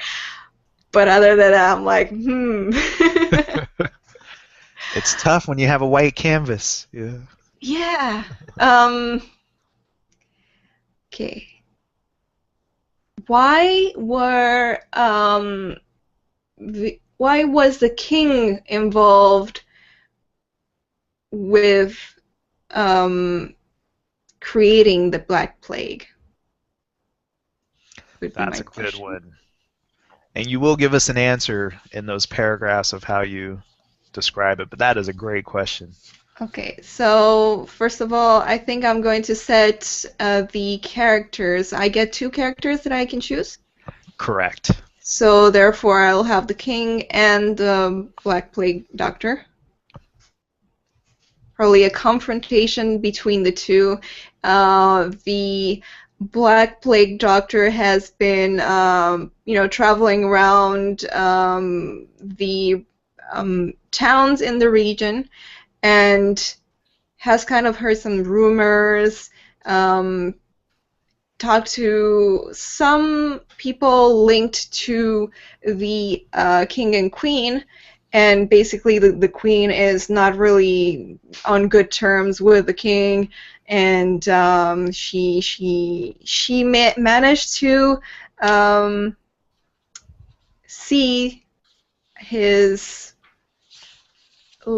link to some other force, maybe, that kind of made a pact with him, and okay, you bring this plague to the people, and all the people that will be affected by it, or that will die by it, I want you to bring them all to this specific area, kind of like the dumping place of the bodies, and and the queen did not agree with that. She kind of ran away temporarily to uh, find someone that she could trust, and that was the plague doctor. So the confrontation would have been between possibly the queen or the other force maybe, and the king and the plague doctor kind of all sitting around in a circle and like, why did this happen? I guess. And Cool. yeah. Yeah. So the queen ran off to get help. And the king was connected. I realized he was connected. Did we say why he was connected? No, we did not say why he agreed to have this pact with the other force that held this power of the Black Plague in his hands, or Oh, its hands. so is that the question you want to answer, or no? Because you had some really good stuff in there that I love. But then I wrote the question down as why was the king involved with the plague? Yeah. So Yeah, I maybe did how was have the king involved with the plague, and that would make sense? Yeah, how? Okay. Yeah. There we go. That works better because then Yeah. I don't have to like invent even more. I'm like, Yeah. oh. Because you had it. It was like, boom, drop the mic. We're good. That was perfect. Yeah. But then I looked at my question. It wasn't right. All right. Nice. I like that. Cool. And less is more. Awesome. So now, we So got that in there? I Uh-huh. have an idea for why the king might have done that. Should I offer to play the king and do that? Or am I not supposed to resolve the scene's question because it's her scene? Correct. It was dictated, so you could go for a push. This would be a place where you say, well, I'm going to offer a push, and then everybody can offer proposals, and then we vote, and then there's a winner. If yours is the only proposal, then it wins automatically, and that's what the scene does. I'm not sure if I'm actually disagreeing with anything she said, but at the same time, I want to see how this mechanic works. So yes, I push. All right.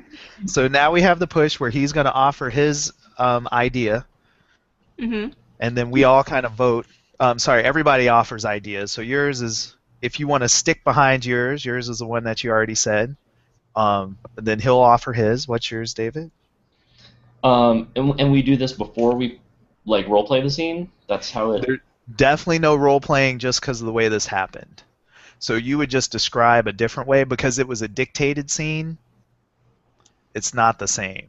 If it had been a non-dictated scene like our normal scenes, then yeah, we would just kind of role play a little different. Oh, okay. I'm sorry, I lost track. And remind me of the difference: dictated versus non-dictated. I didn't know that. Like, I kind of wanted it to be role played, actually, and I was like, oh, yeah. yeah.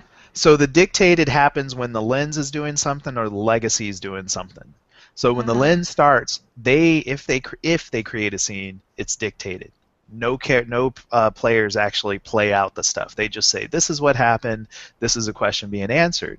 Same with the legacy. If they create a scene, they dictate that out also. Oh, because it's Keisha's lens turn. Oh. Yeah. Your turn or my turn, and she made this up, then it would be role played. Yes. Totally. Oh. So we could definitely, we're all getting new to this. We could just kind of put like an X on that for right now. And then, I'd be up for just proposing that as a question, and then we could role play it out. Yeah, let's come back to that on my turn or your turn. Sure. Yeah, that's not normally how it would be done, but I'm totally up for that. So what that means, though, is you have to think of something else, Boonkeisha. Oh, no. Yeah, a period or an event. No, but wait, let's do something we can push, though. Like, if you come up with something that you're not, 100% set on, then one of us can still challenge it. Yeah. There you go. And pushes don't really happen that often. So they're not as critical of an element. They are more for conflict. And we're going ahead. We're running smoothly. But it does put that, oh man, what are you going to come up with? That was spectacular. Gotta top it. And I want to put an event for the space race. Cool. An event where, what is we have some elements that I have to have. Black Plague or the palette, but this has to be specific to Black Plague. Right, I have to still go with the Black Plague idea. Right. Mm-hmm. Okay, then I guess I'll have to add an event to the Black Plague. Let's see. Dude, the USSR could totally be using some modified strain of the Black Plague to make better cosmonauts. Ooh. And then they end up dying No, before I don't know. everyone ends. Yeah, yeah. So I guess sure. Let's go with that. I'll go for your idea. Nice. There For you yeah, event the space. I was gonna say Space Marines, but that's another game. go. Nice. That's awesome. The space facility of the United States the Russians, fine, I'll go with that. The Russians are using the modified Black Plague poison or whatever as the way that they're developing actually, or they think, the bodies of the astronauts, but that ends up in a lot of deaths before they are able to find this one guy that it has like a bit more power than usual people as a result of this, and like mass and everything like that, I guess. So that we don't go into very like supernatural being like Hulk and stuff like that. Holy. Now I gotta hold you to, since events are specific. What is that guy's name? Or maybe give us something specific, more specific about the event. Something more specific. Like his about name it. would be great. That would be the event. They find the one guy. Yeah, they found the guy who would work with this experimental program they're doing. We just need his name. Okay. Korodna. Oh man, how you spell that one? Awesome. Let me go and try to do that. I don't know how to spell it in Russian, but You do or you don't? don't. Oh, yeah, that could be that without the I. So Korodna, like, Oh yeah. goes together. I speak Romanian. It's close enough, I guess. Ah, there you go. I've been Yeah. trying to pick up some Russian, but it's so hard. So I only have. I mean very the spelling as well. Without the Word. Y, I like it like that. There you go. Sorry, I'm being like specific. Yeah, do it. You know, it might even be a K in there instead of the CH. Yeah. So that's good. Okay. That will be my turn, I guess. That was a long turn. No, it's fine. And you know that these things do take a while. That's why I try and caution people. It's about an hour per person at least, because by the time you get into it and doing everything, it's just not super fast. But Yeah. it's still fun. That's the way it's supposed to be. That's Microscope. Yeah. I Awesome. love it. All right, so now we get down to, I am going to posit the question. My scene, I'm going to create a scene. Oh, did you want to be on the spot to do something nested? Sorry, Bunkisha, or you're good. Nested. Yeah, because you do technically have the option to do something nested, but that would mean you're creating like 3 things this turn. Just if you feel No, like. it's fine. It's Okay, fine. cool. Just to be, a rule stickler. All right, so No worries. I'll move on to my turn, and I'm going to create a scene. So this is actually going to have some actors and actresses. Totally, for dramatic effect. So we're going to have the king, and I got to remind myself what period. Okay, so this is in the period of the Black Plague. King Stufan. I would like these ooh sounds for some reason. Okay, Stufan. No, it's nice. It's good. Good break it up instead of just naming everybody Arthur and Merlin or whatever. Yeah. Yeah. Exactly. It sounds a bit like it's a Romanian name Stefan, which is Stephen in English. So Stufan is like could be like an ancient name of those, there we actual go. names from now. And I am going to put in Dr. Xavier. Dr. Xavier Schloss. Nice. Black Plague Doctor. I could even just put one character. They just don't let you go more than 2. So, and then that really lets other people just totally invent something when you limit it to just one that has to be in there. Unfortunately, I didn't think about this. We got this queen who, we don't know. Okay, that is a part that's going to disappear because all we have is questions and characters. So everything she said before, we could try and reenact, but technically it's not there. Hmm. So we're going to start with David gets to pick the first from the list. Cool. But because we have 3 players and 2 roles, I don't have to pick from the list, right? Oh, yeah, correct. Yeah. You don't have to. I am going to play the Plague Bringer. Oh, the Hmm. otherworldly thing. I Yes. kind of thought that you might play something like that. Uh-oh.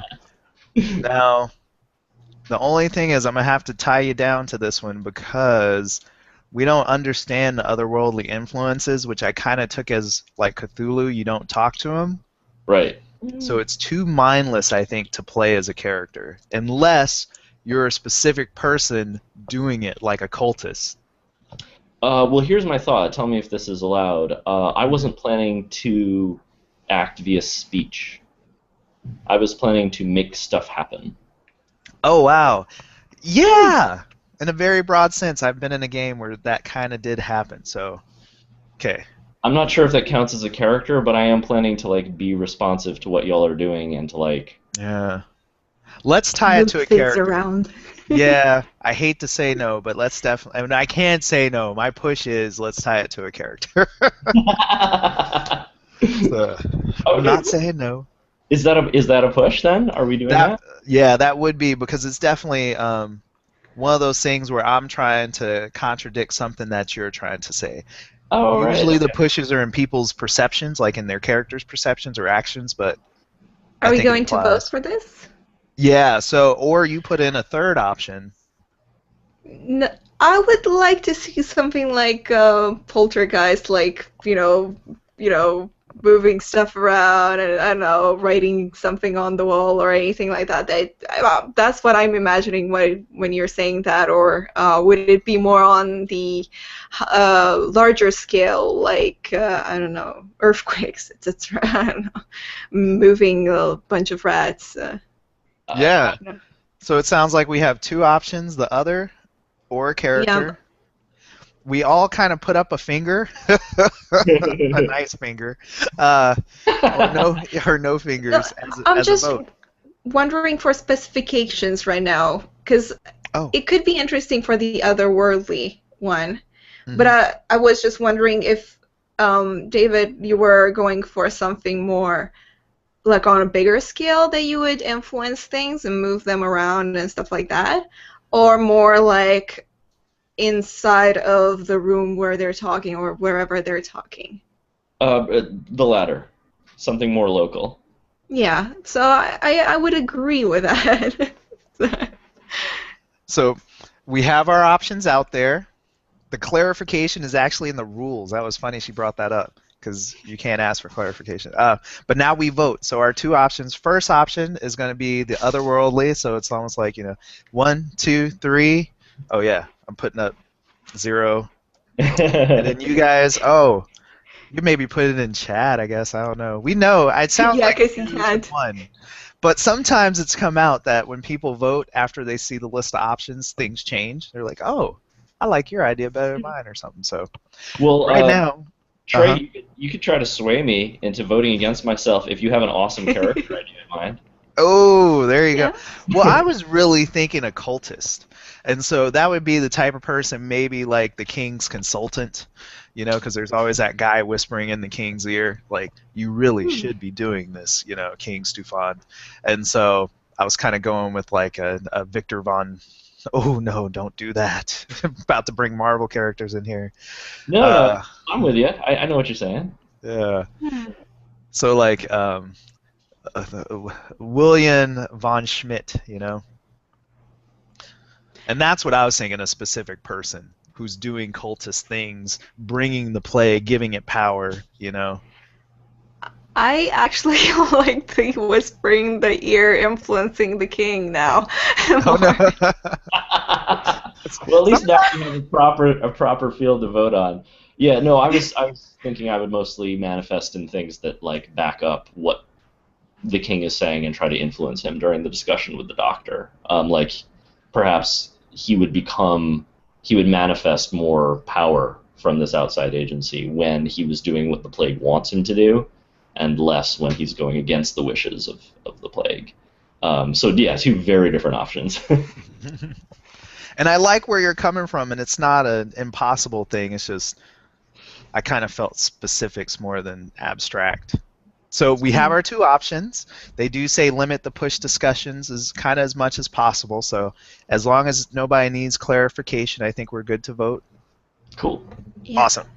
So since we can't see David, it makes it kind of tough to vote. So we're going to put a 1 or a 0 in the chat for the first one being William Von. Oh, there we go. Okay, yeah, I like that. We can put a finger up. Okay. So the voting for William von Schmidt, the single person idea, is now.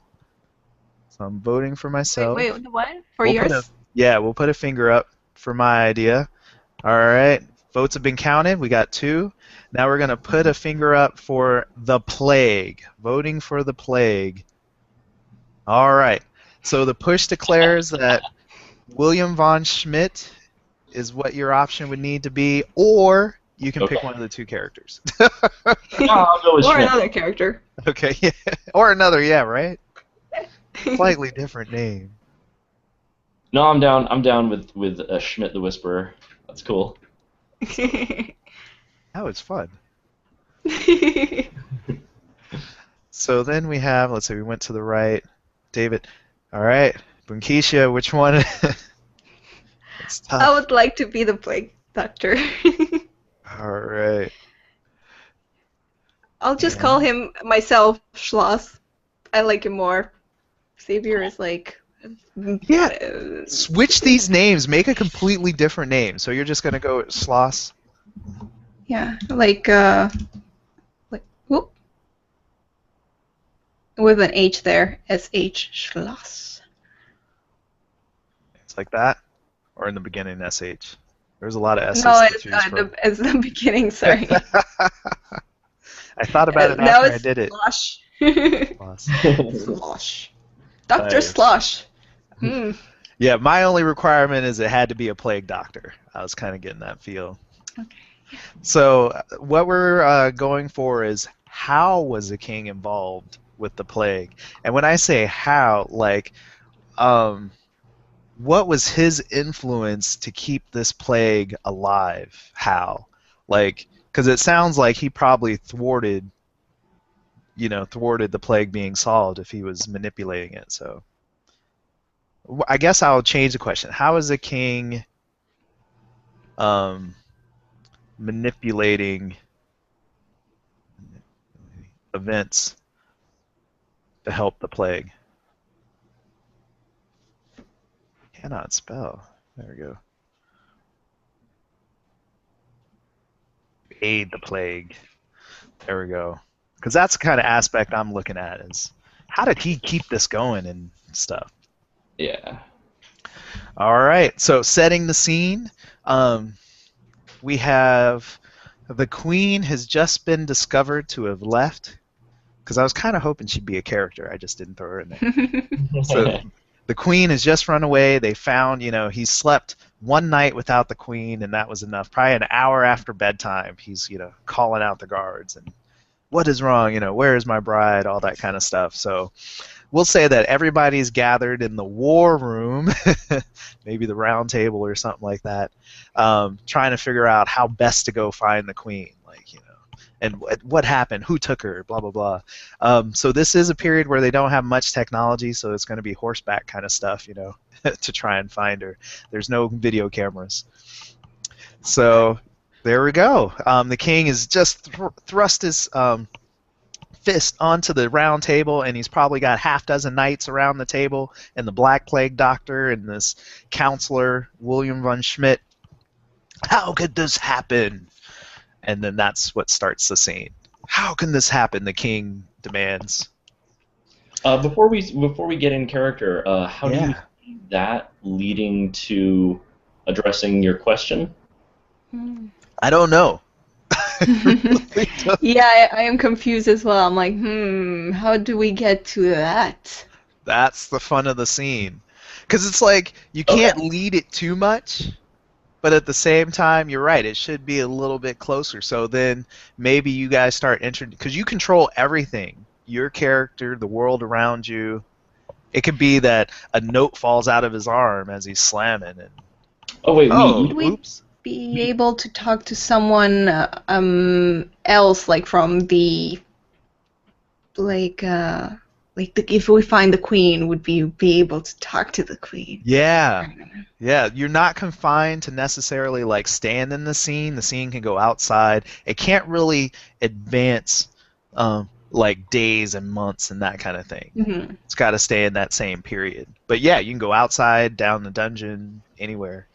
Yeah, I was thinking something like that. You're Okay. right. It's not the best start for like getting to this answer, but No, I've got an idea. So here we go. So the plague doctor is standing within earshot of the king, close enough to hear this, when the creepy advisor Schmidt leans into the king and says, "My liege, we might want to consider the possibility that the queen has fled because she discovered the true nature of your relationship with the plague."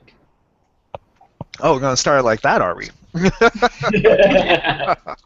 It's like King Stuf. Or sorry, I am King Stufan. It's about talking to myself in third person. William, this is not the place for that type of conversation. My bride has just left. We can continue this conversation elsewhere. Knights, Doctor, you were the last person to see her. Where do you think she has gone? She must have been afraid of the plague, my king, and possibly did not want to get infected. But this is the safest place. Nobody in my castle has been come down with this. You know, you've been the doctor of everybody. It never happens in the castle. It always happens elsewhere. And at Of this course, that my comment, king. Schmidt kind of smiles. Evil grins. My king, no one is safe from this plague. We may never know. Everybody's safe under my protection. I am the king, granted by the powers that be. The crown that is passed down from my parents' parents to my parents' children's parents. Uh, yada yada. My ancestral crown protects everybody under my roof. It's suicide for her to leave. I mean, he has genuine concern. It's like, what is it? She's not going to be safe out there. We need to find her quickly and bring her back here. Well, my king, if you insist, we can either send a party to search for your queen, or if you insist on going with us on this quest to find the queen, you must wear a habit like mine to aid us in keeping you safe. Oh, I must stay. There's powers that keep me safe here, and William von Schmidt and I have business to do tonight. There's a blood moon, and we definitely must stay at the castle. Yes, keep your silly mask on and go see if you can find the queen. Right away, my sir. Definitely. And then the king will start talking with William in hushed tones. William, is everything prepared for tonight's ritual? Well, it depends on this whole business with the queen. Do you think she might possibly interfere? We don't have any arrangements for security within the castle. We are only protected from those outside. Man, I couldn't imagine that my great Gwenny would do anything like that. I didn't even know she knew anything that was going on. I did all this to keep her safe. I heard footsteps outside my laboratory well past midnight, and when I went to look and see who had been spying on me, I found no one, but that was around the hour that you first noticed your queen was gone. She might have overheard something. Man, I swear I never wanted it all to come to this. When you approached me decades ago, I really thought that this would help us, but now it seems like it is breaking us apart. It is. I don't know how I can continue. It is far too late for regrets. You must remain strong and adhere to the path you have chosen. Meanwhile, the Black Plague Doctor goes to figure out if he can find anything about the disappearance of the Queen. He goes and searches in her quarters and manages to find a well-hidden note from her, saying, Ooh. as such, "May I talk in her place?" I guess. Yeah, definitely. I have snuck into the corridors well at night. It was very, very late, and my husband seemed to be acting strange. He has been spotted talking uh, oddly with William von Schmid. I do not trust him. I have gone to his quarters and saw King Stefan with von Schmid plotting things, whispering, and from what I could hear, things are not going well with my king. He has been involved with the plague and manipulating the plague events. I fear for my life since I have figured this out. I know this is a very risky manner to leave a note behind with everything that I know, but I am hopeful that someone that I trust from these quarters will be able to unravel these secrets and stop the king from whatever he is doing. Nice. I think that like kind of answers it, actually, with everything we've talked about. Surprisingly, you guys agree or? Huh. Yeah, I kind of want to see what happens, but I guess the question of the scene wasn't really about what happens next. Yeah, and that's another thing with scenes. It's always like I like to have it up in front of me as we do it because you'll get so wrapped up into the role play, you'll go like way Mhm. past the question and be like, "Oh." But it does stop abruptly, which I think makes room for if other people want to do another scene, like the next day. Blah, blah, blah, blah. I've never had people Hmm. like add multiple scenes to get to an answer, but that is a possibility. Hmm. I did not think that this would end the scene, actually. I was like, oh, I'm going to go to the quarters now Yeah. and figure out what's happening. Yeah, I think the scene actually got answered a little bit earlier is what happened to me, and then your note like sealed it because it's like with William von Schmidt and the King talking back and forth. I think that's where the answer really came in, and then the Queen just kind of.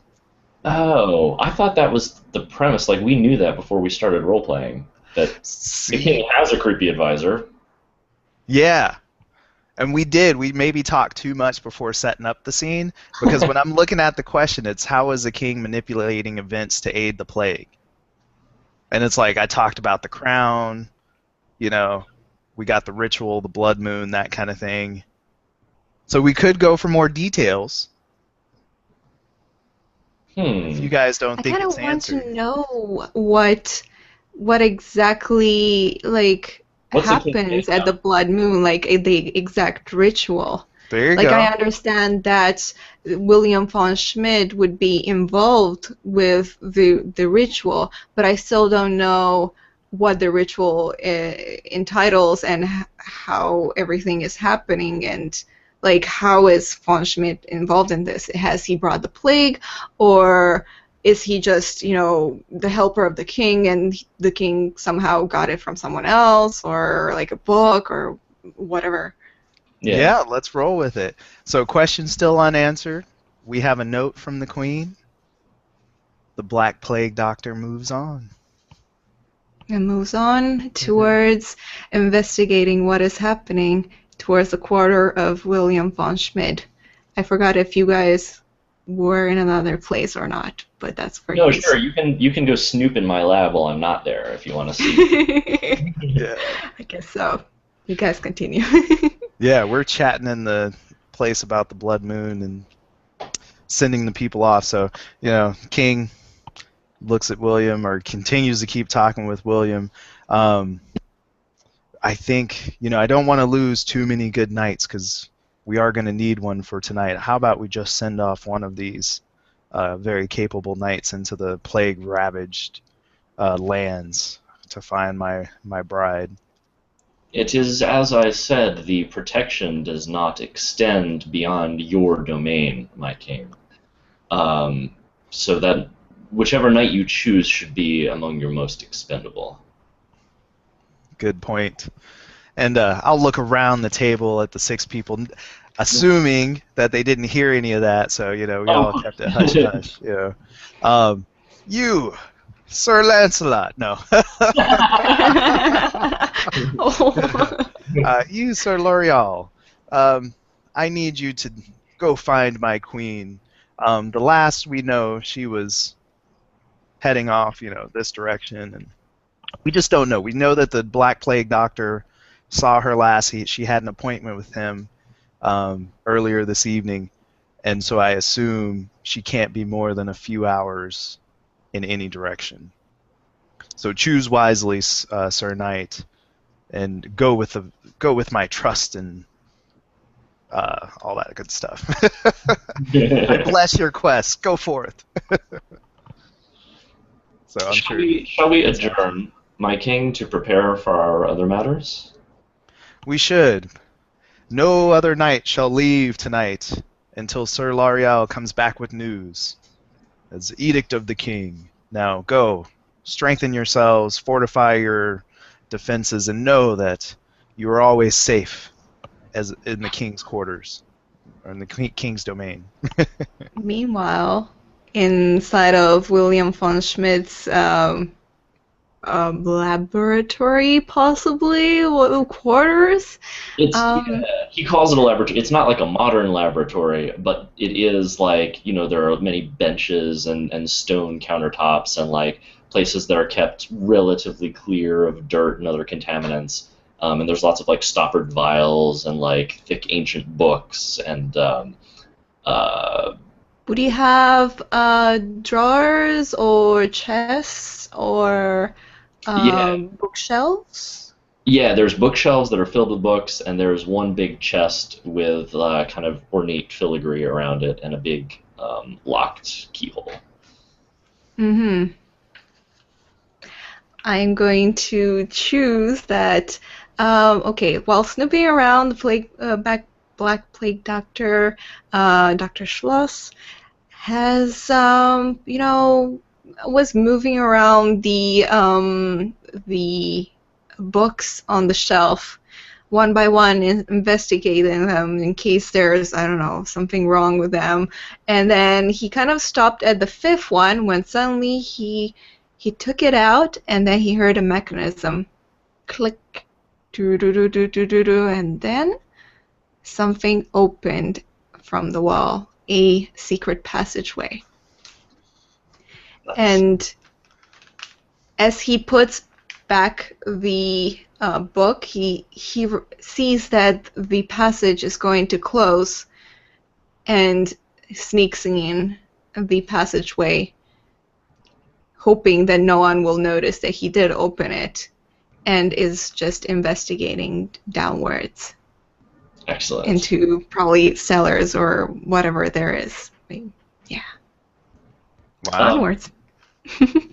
The air in the passageway is surprisingly warm and humid, unlike the rest of the castle.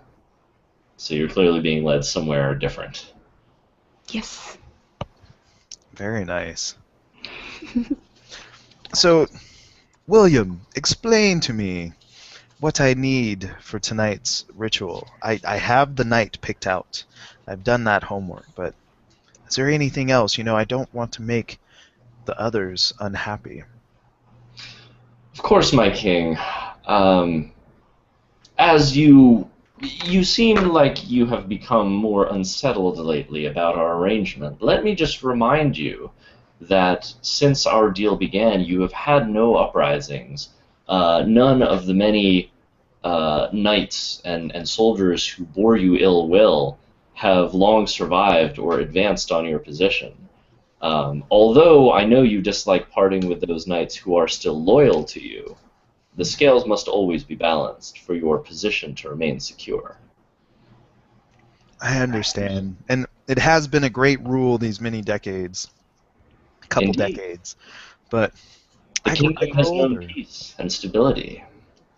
And now that the potential of not having my queen by my side to enjoy those spoils, it makes all of this a lot less fulfilling.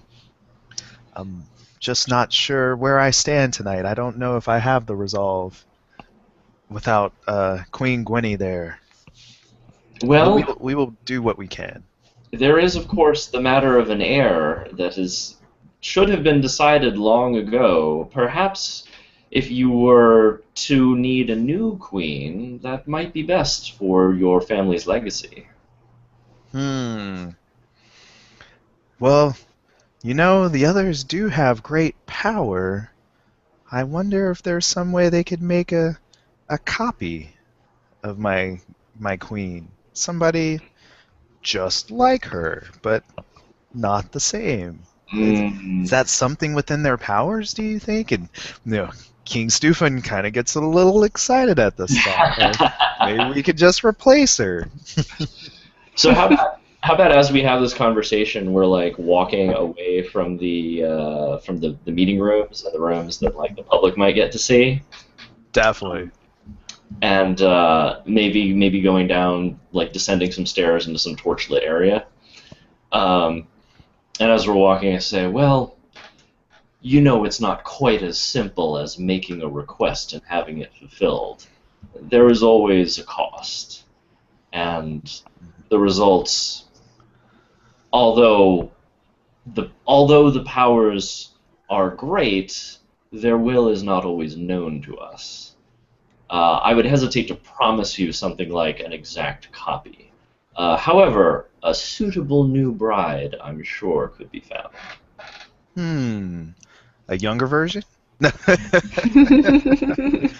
Well, I could definitely, having lost her, the idea that she's gone from us has left me so empty that I would do anything to try and fill it. So, whatever promises you can make, I would swear that my firstborn from this um, union would definitely be a cost I could pay. Excellent. Let me consult one of my grimoires. Please come with me to my laboratory. Definitely. I just imagine him swooping his big, robe, thick, heavy cloth as he follows you down. It's like, yes, pondering this thought of a, a new wife. It's like, my grandfather did have 3 wives. Of course, that was due to death and malnourishment, but it happens. It's not unknown. Yes, and your grandfather's line was celebrated and maintained, as must yours be. Those of my order trust that when your reign is ended, we will not be forgotten. Oh, never, never. I've given you some titles, and there are sure many lands to follow as we continue conquering on. Land upon land, kingdom upon kingdom falls. You will gain more. So there is a mutual benefit for both of us. I Yes, mean, I especially appreciate you allowing me to bring some of the fresher victims of the plague into the bowels of the castle for my own purposes. I hope this can continue. definitely. The only people I really care about are the ones under this roof, the knights that I've known since their childhood, that protect me as none other. The rest of the people of the land, does not matter as long as they continue to do their jobs. All right, Dr. Schloss. Meanwhile, Yeah. yes. Mhm. I was thinking, meanwhile, Yeah. I have been able to get to a room far deep down in the secret passage, and was able to find what looks like a not sacrificial altar necessarily, but something very strange. It looks like it has a bowl, a grail possibly, with what seems to be blood inside of it. Possibly tinted blood. It smells odd in here, and it feels very dark and oppressing. There are vials and books with odd inscriptions on the side, which I cannot read, but do believe they have something related to the Black Plague happenings. There seems to be a statue as well in front of the grill with the blood, and it has, let's say, 4 arms and 2 heads. A very odd statue that I have not seen before, and not one of our gods or anything like that. And yeah. Wow. That's pretty crazy. And we're probably heading that way. I could see. So I probably hear you, and I am just going to go seek for some cover. Yeah, I imagine there's 2 ways in, and you don't want, like one to the dungeon and one to the upstairs kind of thing. Hmm.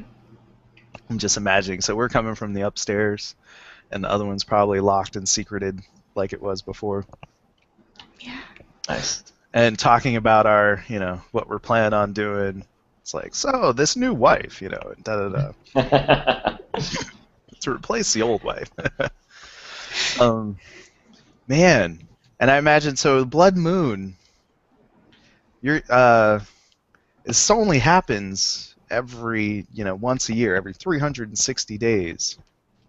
So this is really special, a moment that we can't miss. And Right. it seems like I've gotten some great candidates, excellent victims, to be sacrificed from the neighboring kingdom, and hopefully they will fall when your ritual is complete. The plague will continue to spread to all those who oppose you. Nice. I love how it is. It works so well. It's like we grab a few of their stronger knights or soldiers and sacrifice them, and then things get so much better for me. Yes, well, it is, as always, it is important to bring those prisoners who we will release as a symbol of your mercy into the chamber where I have done my my dissections and experiments. Yes. They must be brought close to the spirit of the plague to see exactly what your might has saved them from. It's amazing. Okay, I think that actually answers the question. Nice. I think Doing so. pretty good. Yeah. That's actually, I kind of like that cliffhanger to cut where we've got the doctor spying on us and figuring it out, but we don't know if the doctor can do anything about it or not. Try and stay alive, Doctor. Right. Nice. So let's see. Got it wrapped in the moment. I gotta remember who was doing what. Okay. And I put this. So David, your turn to propose something. Right, so it's my section of Bunkisha's lens. Correct. Has to involve the plague. He was so great. I'm still like on that. Like, oh. Yeah, totally. Right. All right, so we've got more plague stuff. Yes, okay. But if I wanted to, I could instead pick Lady of the Lake or Plagues That Are Caused from the Legacy box. Correct. Yeah. Oh. You could tap a legacy. Okay. So let me think for 1 second here. I did not think that we could do that. So that just refreshes, I guess, my memory. Yeah, I always forget about them. Either I'm focused on legacies and forget the focus, or Yeah. It's tough.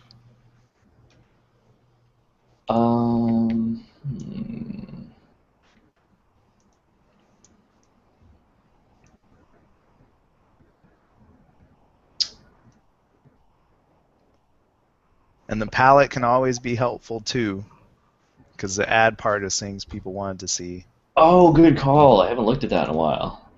Yeah. Yeah. Like when I get stuck, I'll kind of look over there like, oh, okay, yeah. Hmm. Huh. Dangerous romance, large-scale competition, otherworldly influences, advanced technology, and feuds. Okay. All right. I have an idea for either a scene or an event related to the pagan riot at the car factory.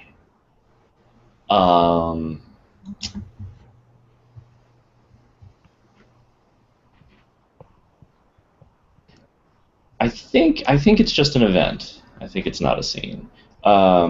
So before this riot happened, one of the events that led up to it was that the new automobile factory, so Ford or whoever the motor company was, had sold some prototypes, identified a demand. They're like, great, we can open up our factory. We know these cars are going to sell. And they were looking to buy up some land for a place to open their new factory. And they found a spot that had previously been preserved. It was previously part of some is a wealthy estate of some eccentric so-called religious weirdo. Had these vast grounds, and you see that on these grounds is the lake that we maybe kind of recognize from the contours, but it's the lake where the visionary knight found met with the Lady of the Lake, or where the two brothers killed each other after meeting the Lady of the Lake. It's that same spot, and it's been maintained more or less wild and free by whatever wealthy eccentric owned the land. But that guy has recently died, and Ford Motor Company has bought the land, and they're planning to, fill in the lake and build their factory there. And this has a few outspoken people up in arms about how dare you desecrate this place that's been preserved for hundreds of years or whatever. So yeah, that's the event. Is the land is bought to be demolished. Perfect. Do you want to type that one in? Yeah, sure. Nice. That's a good one. So the lens or legacy would it be around the Lady of the Lake then, or? Yes, that's what I'm thinking. Mm-hmm. Nice. And then since we got back to, or finished that round, we're going to get player to the right of the current lens. So then I get to choose a legacy. Have we done them all? Oh yeah, because this is the first thing I get to choose. Okay. So what happened in the last round I'd like to pick up on? We have the Russians that are modified by the Black Plague for space, going into the space. Then the site of the pure lake brought by Motor Corporation for Industrial Development. And probably a Lady of the Lake saying, no, no, no. And the king manipulating the plague. I'm liking the Queen Gwenny, just in general. Cool. Mm. Kind of what Wanna see more of her. happened to? Yeah, I'm kind of curious now. Yeah. It's like a little hole. And something I read while we were playing, when you're making a scene, you can also pick a character that cannot be there. Oh. That's cool. Yeah, I was like, huh. So you could have had that one, you cannot pick the plague itself. Oh yeah, Plague bringer. right? That's a real good thought. Yeah. If I want to eliminate that, no. Heck yeah. All right. So then, yeah, I did my. Oh, and then I got to create something around Queen Gwenny. Hmm. So that would be your legacy? Yep. So I Yeah. added it to the legacy card, and then I'll have to pick an event, a period of wait, an event or a dictated scene, not a period. So an event or a dictated scene around this. I'm feeling an event. It's. I don't think she got captured or found. I'm Sweet. really feeling like she was instrumental in a revolt. So, Queen Gwenny, ah, pregnant Queen Gwenny Ah, Mm. yeah. uh, leads a revolt of all the neighboring kingdoms, of all the kingdoms against King Stefan. Oh, sweet. And maybe she could tell them that they've all been infected with the plague on purpose. Yeah, Might know or have an inkling. right? Do you wonder where everybody went? Do you wonder why he got powerful every time? You know, blah blah blah. Stefan. There we go. The question is, will she be heard out by the other um, kingdoms and the such? Because you know how women are not Oh yeah. supposed to speak a lot, or they don't have the power during that period yet. Well, let's say Hmm. it's definitely successful. So she's definitely the leader. Hmm.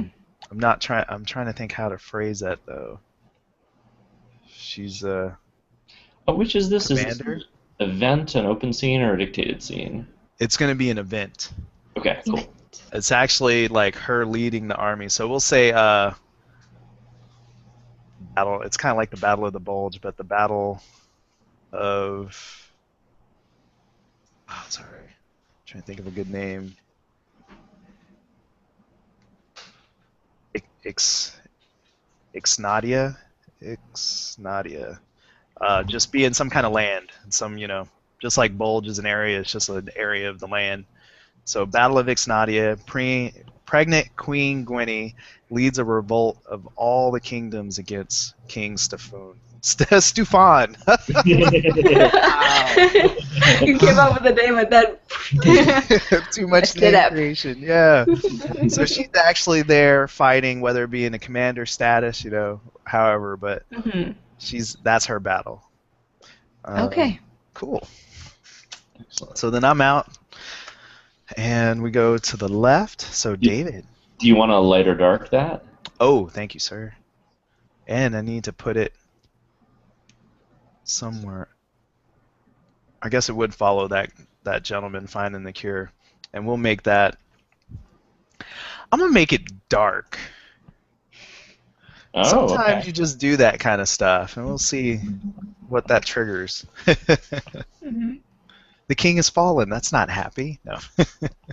Oh, the lake getting bought by the motor company, that has to be dark too. Oh, there we go.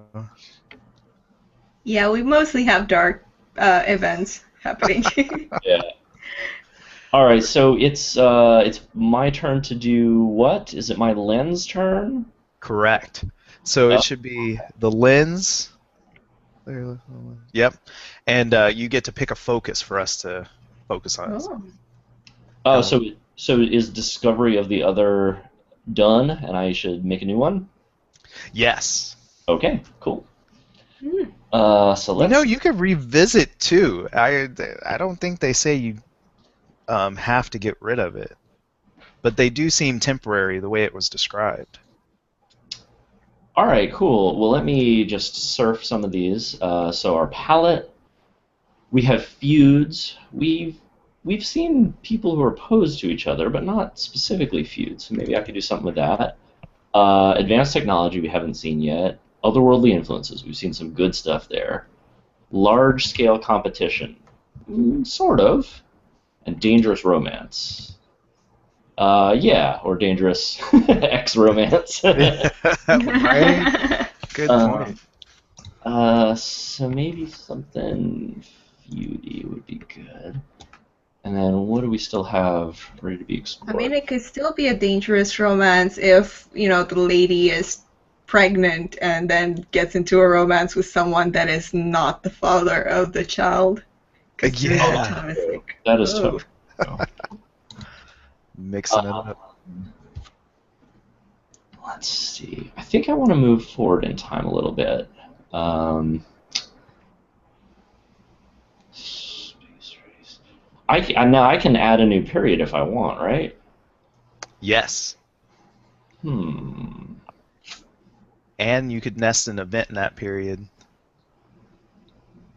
Yeah. Okay. Industrial Revolution. Space race.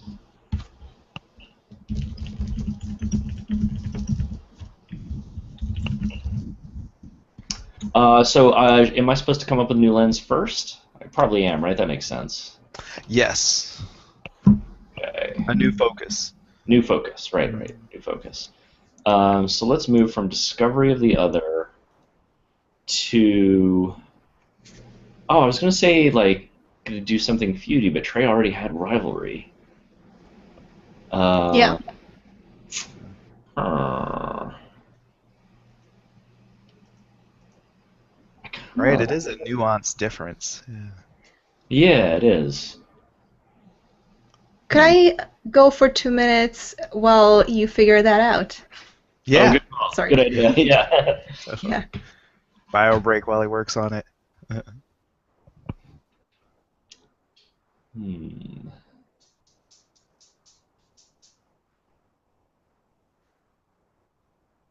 Okay. I think my focus will be unique resources. Oh, that's a good one. I think we've kind of tapped into that already with like a special lake and a unique source of power granted to the king. So yeah, I'll call it that. Let's see what mileage we can get out of that. Now, do I want a new period or do I want? Let's see.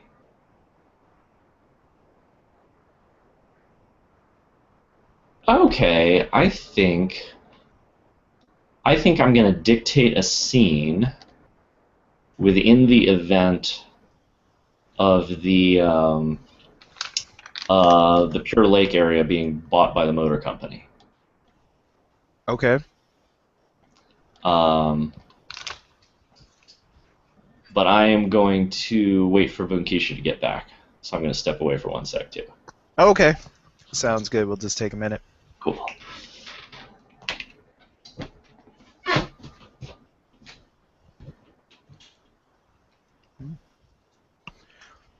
Well, while we have dead space, I'm going to talk to the one viewer that possibly is or isn't there. This is a game of Microscope. You can't see the screen, but we're using like sticky notes to kind of keep track of all the elements that we've added. And the game is a type of game where every person dictates uh, the the world from their perspective. So the goal of Microscope is for everybody in the game to creatively come up with the storyline, and you have no idea how it starts. You just go with it, and you're usually adding big periods or events that specifically happen during a period, or a scene that'll happen from an event of that period. The game is designed to take really hundreds of years, multiple lifetimes. That's usually going to be the whole story is a long period, not just a day or a night or a month. So when there's dead space, Boone Yeah. Keisha, I try and just talk because they're recordings and I don't edit them. Yes. But I think it is good to like just have a little something going on. So I was just That talking was to the great. crowd. Great, great. But So David took a is moment. oh, there we go. I was wondering actually. Oh, I'm back. All All right. right. So here's my thought. So we're kind of zooming into the event of the Pure Lake being bought by the motor company. So the idea is that this this land has been owned by wealthy eccentrics for a long time. Not too many people of the outside world have really been here or mucked around in the land. But now all the protests have been overcome. The government has a sweet deal with the motor company, so no one really cares about these estate quibbles, and the fences are put up, and buildings are constructed near the lake. And as the kind of surveyors and builders are kind of coming into the area, and the motor company is being like, okay, now we want this manufacturing wing over here, and we want the break room over here, etc. They come to the lake, and they're like, oh wow, what a nice pretty spot. Maybe we'll leave this undeveloped for the moment. We'll build up all around it, but the workers will enjoy being able to take lunch next to this pretty lake. And during the construction, this is happening, and people are stopping by the lake, and everybody is like kind of acknowledging how refreshed they feel from just dipping their toes in or just hanging out by it. And occasionally someone is like, I wonder if this is safe to drink, and drink some of it. It's like, yeah, it tastes good. And things seem to be going very well, and spirits are good, and productivity is high. And then as the factory gets operational, they're looking for an obvious place to let out waste. And there's this lake right here. So they have the vents from some of the the waste stuff, some of the smelting leavings and chemicals they use to like scrub the metal bodies of this and that, gets flushed out into the lake, and the lake becomes dark and foul. And then there's like a strain of sickness that falls over the whole complex, and the workers are. And we need an event. Sorry to interrupt you. What? We need an event. It's a good story. Oh no, dictated scene. I'm gonna shut up. Sorry, dude. Yeah, no, that's a dictated scene. Oh, should I answer the question? Yeah. Sorry, that's what I was looking for. Was. So the question is, what happens when the motor company changes this area? Awesome. And so that's what I'm answering. Basically, there's huge turnover as the workers get horribly sick and need to be replaced, and this just becomes an ongoing thing that the bosses decide to overlook. That's great. There we go. All right, that's it. I like it because I was thinking that it got filled in before, but now it's like they worked it out. And that's cool. Cool. So here I'll type that in while you guys come up with the next thing. It was your turn to find a focus. Did you settle in for a focus? He did. It's here we go. Unique resources. So his scene was kind of describing how the lake is a unique resource. Hmm. And now we'll have to put that in. Not the lake, but the resources. Mm-hmm. Unique resources.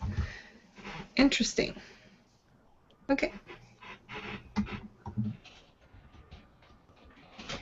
Whose turn is it now, I guess? It's you. Let's see. Unique resources. Mm-hmm.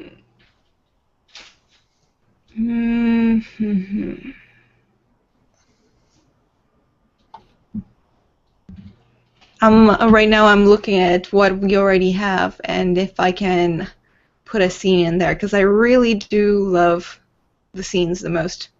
And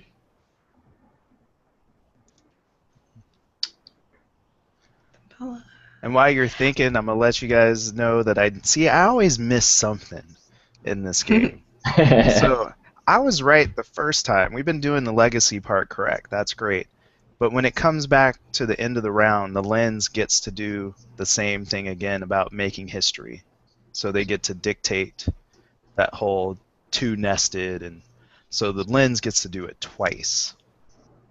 Okay, so it's still your turn, David. Oh, no, at the end, after we've all done our stuff. Oh, I see. Yeah, that's the part I was missing. So we've been doing it at the beginning, but I forgot Oh, okay. that. So the idea is it's because it's still kind of my mega turn. I get to take what you guys have come up with and kind of tie it all up at the end. Yeah. Cool. Ooh.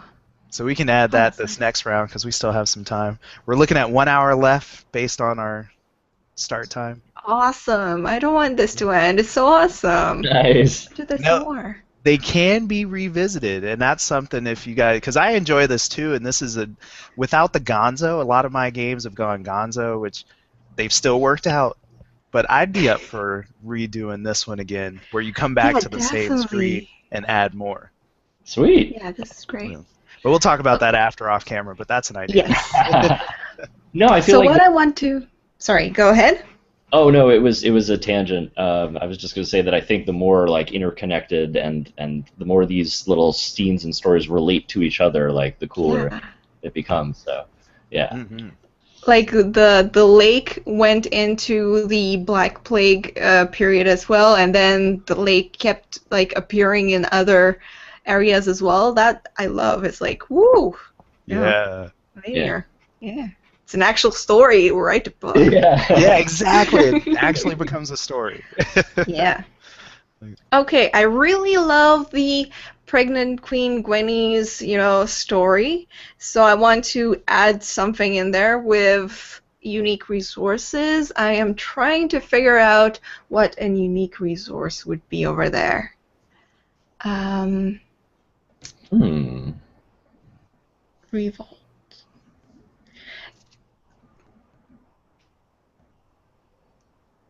Well, Um, we had the King Stufan using the plague as his yeah, source, so maybe his enemies could have something Mm. kind of on I that am scale. thinking maybe. So the Queen Gwenny does go to war against Queen Stefan, and then he would have the unique resource of the his whatever altar powers, whatever, and he turns some dispendable knights into kind of no-brain puppets to like follow his commands and just like die for the cause, be dispensable, whatever, or Oh, like turn normal, regular people around into knights for his cause, whatever. I'm not exactly sure 100% you can develop on it, I guess, because I want Yeah. a scene where question would be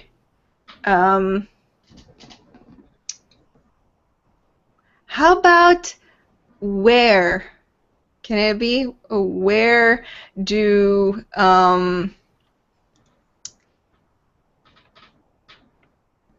uh And I would see oh aware because that would be something, like they keep coming back to this place and it does something specific. oh yeah. Hmm.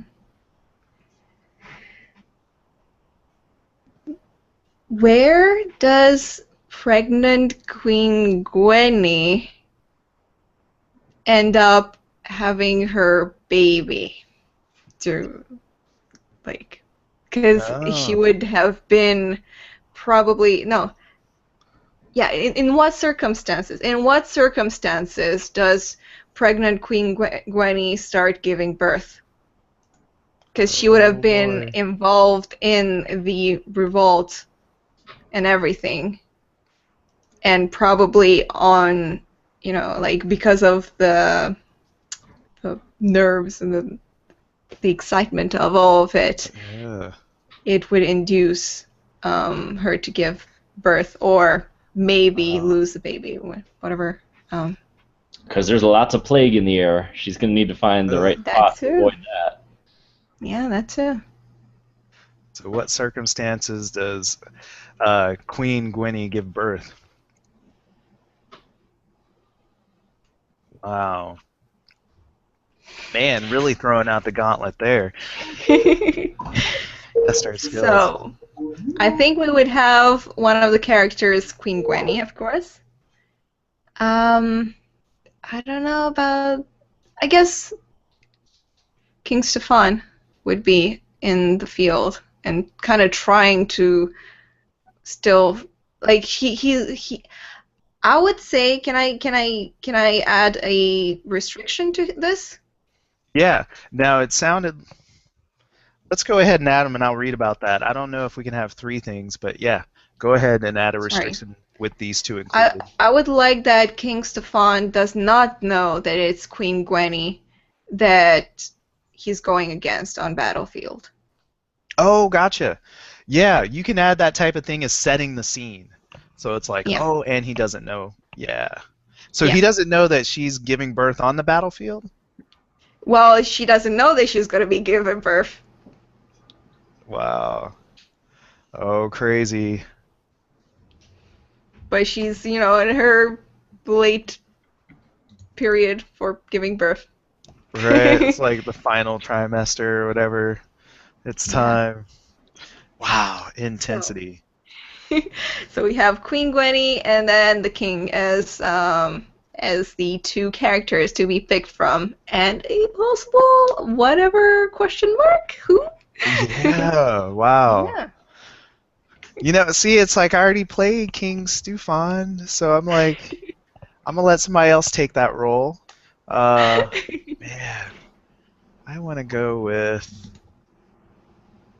I want to go with the king. There's another king, a rival king. Um, we'll say, oh, even better, prince. I like this. Uh, not come up with original names. Caslin. So Prince Caslin, who's one of the neighboring. He's like, sent instead of the king because the king's probably sick. Is the prince like, yeah, I'm gonna save my father. So he's with Queen Gwenny, somebody that would be side right next to Queen Gwenny, helping. I don't know how much like she lets her pregnancy show or anything.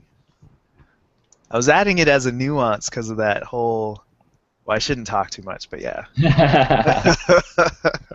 I'll be the prince. I'm Bankisha, do you have a preference? I mean, I'm more interested in Queen Gwenny than I am in King Stefan, but How are I'm you? what? I was like, oh, male interested in playing a female role. Yeah. Whoa. Well, but I'm actually not very good at doing female voices. So Oh. if you were already planning on playing Queen Gwenny, then go ahead. I would love to, yes. Okay, that's no problem. I'll do Stefan. That's awesome. Yeah, I don't usually do good accents. Okay. And then by default, you get that other one. So you set up the scene for us. Okay, so basically, the King Stefan has gone crazy, and he knows that someone, doesn't know who exactly, is going to go against him in war, and he needs a lot of people to be on his side. Of course, with the plague going on and everything, he is not really, that high up in people's vision. And as I said, he has used the unique resource of, the altar and the blood plague thing to alter people's minds and go to war for him, and they would, actually just go and die for him, give their lives on battle. Queen Gwenny is with Prince Castellan on the other side, and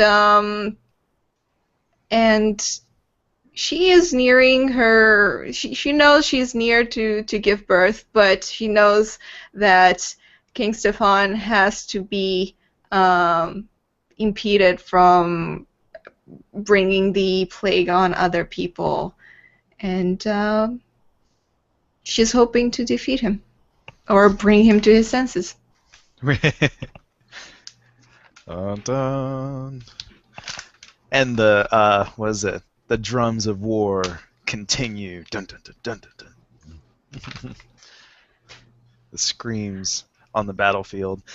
So Prince Caslin, I just imagine he is right in the throes of slinging his sword, just big swipes and gore just flying off left and right, just trying to get through as many of King Stufan's people as possible. Just like, rah! And Queen Gwenny's pregnant. I'm not sure what capacity she's on the battlefield, but he's going to be close to her, so hoping to get some insight on, how the castle's laid out or something. So King Stufan is in the back, far from the front where swords are clashing, but he's still got his tent set up. This is not at his castle. The uprising hasn't made it that far yet, but you can see his castle in the distance. They've made good progress, and he is looking around him at the kind of loyal bodyguards who he's gotten with this this sort of brain-eating version of the plague, where instead of rotting their bodies, it's rotting their frontal lobes, so they don't have a lot of will. Wow. And you can see these manifestate, right? Like normal people who get the plague, they get boils on their limbs and eventually on their necks and faces and all that. These guys instead have this kind of darkening in their eyes and their foreheads and stuff. So their bodies, their arms are strong to wield swords, but you can tell there's something wrong going on up there. And as he's waiting for news from his spies, who have already told him that Queen Gwenny is pregnant, and that's got him, extra upset because now there's a legitimate heir to depose him. As he's receiving this counsel, one of his, altered guards, the guard's eyes roll back in his head and he drops. And King Stufan mutters to himself, "Well, Schmidt told me this wouldn't last forever." Uh-oh. And then he gives out an order. He's like, "Men, we don't have much time. We must press the battle. We must end this insurrection now. Everyone forward." Crazy. That's all I got. Please, Caslin, have power, have strength. He must be stopped at all cost. Yeah, I'm looking at the order of events, and I just feel like I would have some type of protection against the plague. So I imagine, Prince Caslin has maybe had some ritual cast upon him. Dude, it could be that all the insurgents are wearing those plague doctor masks. That would be a creepy. And they're actually working. And they're actually working. Right. There you go. That's the reason. So yeah, so they did a ritual and found some formula of smells that protects you from the plague. So that probably gave a lot of people that morale to attack the king. Nice. And stuff like that. And so yeah, Prince Caslin is fighting with a mass that is crazy, in front of his nose. Stabbing them with his nose. Yeah. Right. Take that. That's like his backup, like a bayonet. Whoosh. Ugh. Take him down. Oh wait, I'm stuck. Right? No, you can't take that. Gosh, and just really imagining what this land is going to look like when it's not all darkened with the plague. Because strangely, even though the people are being affected by the plague, the land is kind of withered also along with its strength. So he's fighting, not paying as much attention as he should, and trying to lay waste to these a couple. Probably a little troop that came at him, probably 12 different people just surrounding him and just trying to take him down, but not quite paying enough attention, but knowing that he's probably charged with prophecy to make this happen. He's young and he just thinks, I'm the one that's going to help bring down this King Stufan. I mean, the queen is right at my side here, so the prophecies are all falling in line. How could this not work? Nice. But that's what I kind of imagine he's doing, and it's just trying to battle the fatigue of swinging a sword constantly, and putting the shield up. Well, But and after fighting hordes of these like lobotomized zombie warriors for a while, and it's seeming hopeless, they start keeling over just like the king's bodyguard do, and now you're making huge progress forward. oh, there you go.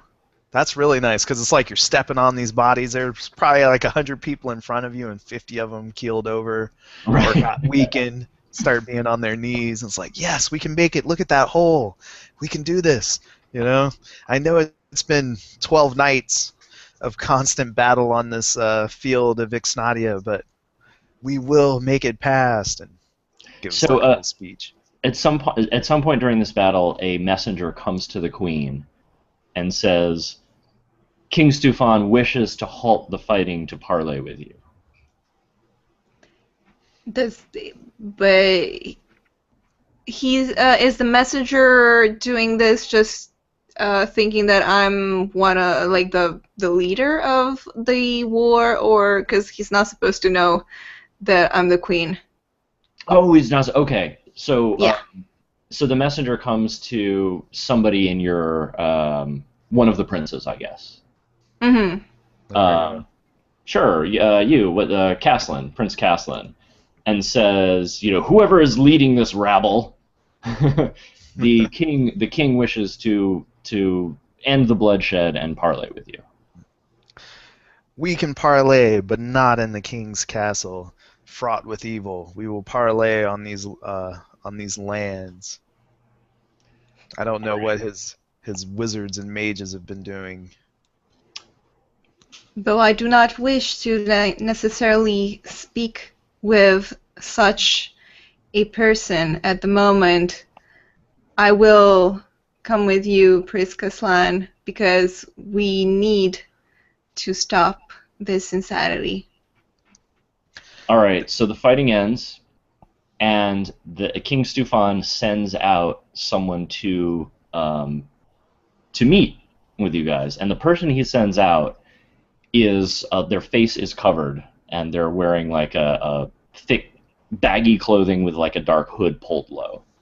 And you see this person approaching, where you have your decision makers assembled. It's just the one person? Yep. Oh, we'll send out a similar one person to meet this, whatever it is, whoever it is. So we do not meet people in disguise. This is a land of land. This is under truce. So even though we are ourselves in disguise, technically. We do not trust people in disguise. So, there can only be one disguise on this field. But yeah, it definitely does make us think twice. So send out somebody like a squire or somebody to intercept that person and tell him. All right. The person who's been sent refuses to speak to a mere squire and demands that he speak to the true leader. And the squire comes back, and the squire's like, this envoy seems to maybe know something about us. And meanwhile, I'll just cut back. I'm not trying to keep secrets from you guys. Meanwhile, we'll cut back to King Stufan, who's like waiting there impatiently, like tapping his hands, and going, "I know she wants peace. Surely this will draw her out. If she will but speak to my messenger, I can still salvage this." So yeah, the prince will definitely ride his horse up to this person and engage them. What gives you power? What position do you hold that gives you power to speak for the king? Oh, I am King Stufan's most accomplished and trusted diplomat. He has given me the authority to negotiate the terms of peace. Is it you who leads this army, Prince? But of course, it is a coalition. Yeah, but I lead with everybody's trust. It is strange that a man of your age, who never rose up against the king until Queen Gwenny was seen entering your lands, should suddenly now speak with the voice of all the people here. I'm not empowered to negotiate with a mere figurehead. I think this is as high up the chain as you're going to get, emissary of the king. So you can speak your words to me, or else consider this parlay completed. There's been the plague has ravaged a lot of people of our lands, as you understand, and there's not many of us left.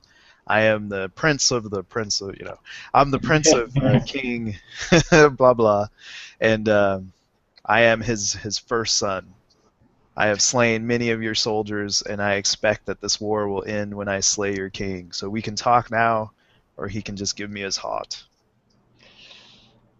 Very well, then. If you will not meet the terms of the parlay, then I'm afraid the violence will continue. However, should you speak to our former queen, she may yet avoid further bloodshed by responding in the affirmative to this scroll.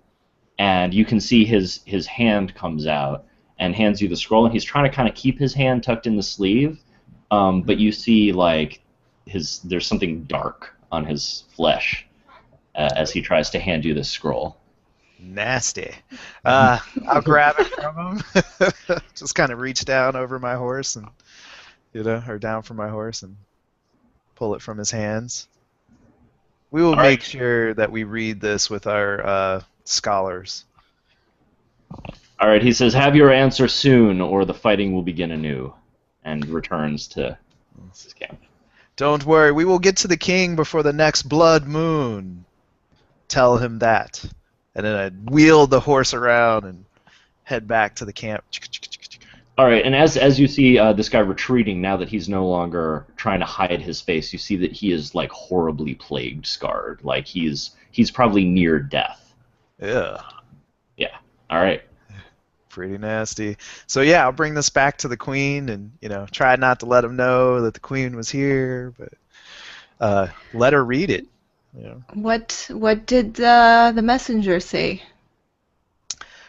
He feels that we are not holding up to the parlay, and they know that you are with us, or they assume that you're with us. I didn't let him know that, but he seems to know. See. There must be spies. Seems to know things. It seems that this message is for me. Let me read it, and then I just unroll it and read the following, I guess. Yeah. And as you unroll the scroll, this like cloud pours out of it into your face. This like choking black plague cloud. What is this? No, my no. My king has betrayed me, betrayed us all. He really does not wish for anyone that knows the secrets to be able to live. Please, Prince Keslan, I know this is much to say from me, that you don't really know me that well, but please do save us all from King Stefan and the plague. Definitely. And I'll try and give her my mass nose. Be like, oh, this will help you, and hold my breath as long as I can, and that kind of thing. While they get it. I start falling to my knees and then feel an intense pain. Prince Keslan, the baby. No. And then kind of, it was, I guess you could call over some doctors. Hurry. Yes, quickly. And we usher as many people as we can. As many doctors and scholars over as we can, because we're going to try and do some rituals too. Looks like there's black magic involved. So. And maybe Dr. Schloss is there, right? Who's seen the inner sanctum of of the Oh king. yeah. He brewed this stuff up, and yeah. That's a real Yeah. good thought. Kind of reverse the negative effects of what's going on. Yeah. He Nice. has managed to find a cure, maybe. Oh yeah, That's yeah. Dr. Schloss has seen everything and has managed to figure out a cure now that he has realized that um, black magics or things have happened over in the depths of the kingdom, and has offered to help the queen with his cure. Unfortunately, the baby could not be cured because it has been directly affected by the poison, Oh no. oh, and I guess the heir to the throne has also deceased in this case. The queen has scars on her face due to the poison, whatever, the plague poison affecting her directly. Oh wow. And yeah. bummer. Wow. Yeah, I was hoping it would make it. That's awesome. Crazy. But at the Yeah. same time that the king manages to kill his rightful heir, he also that was his last hope to avoid losing this battle. And because Queen Gwenny herself was not killed, um, the rebel forces still have all the advantage they need with his troops. Right? Yeah. It failed. Your assassination attempt failed. Yeah. Exactly. Heck yeah. Yeah, I think we got that question answered. That was a good one. Nice. Wow. Cool. I know. I was like, how are we gonna pull this one off? But it worked. I was thinking like maybe she like would have been affected like emotionally by maybe your character being, I don't know, stabbed or something Mm. by the king or someone ruling with the king together or something like that. But this one is even better. Yeah, that's a Yeah. real good one.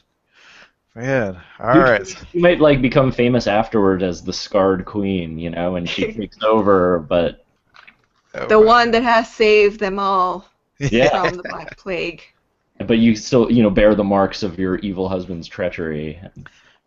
War Right? scars.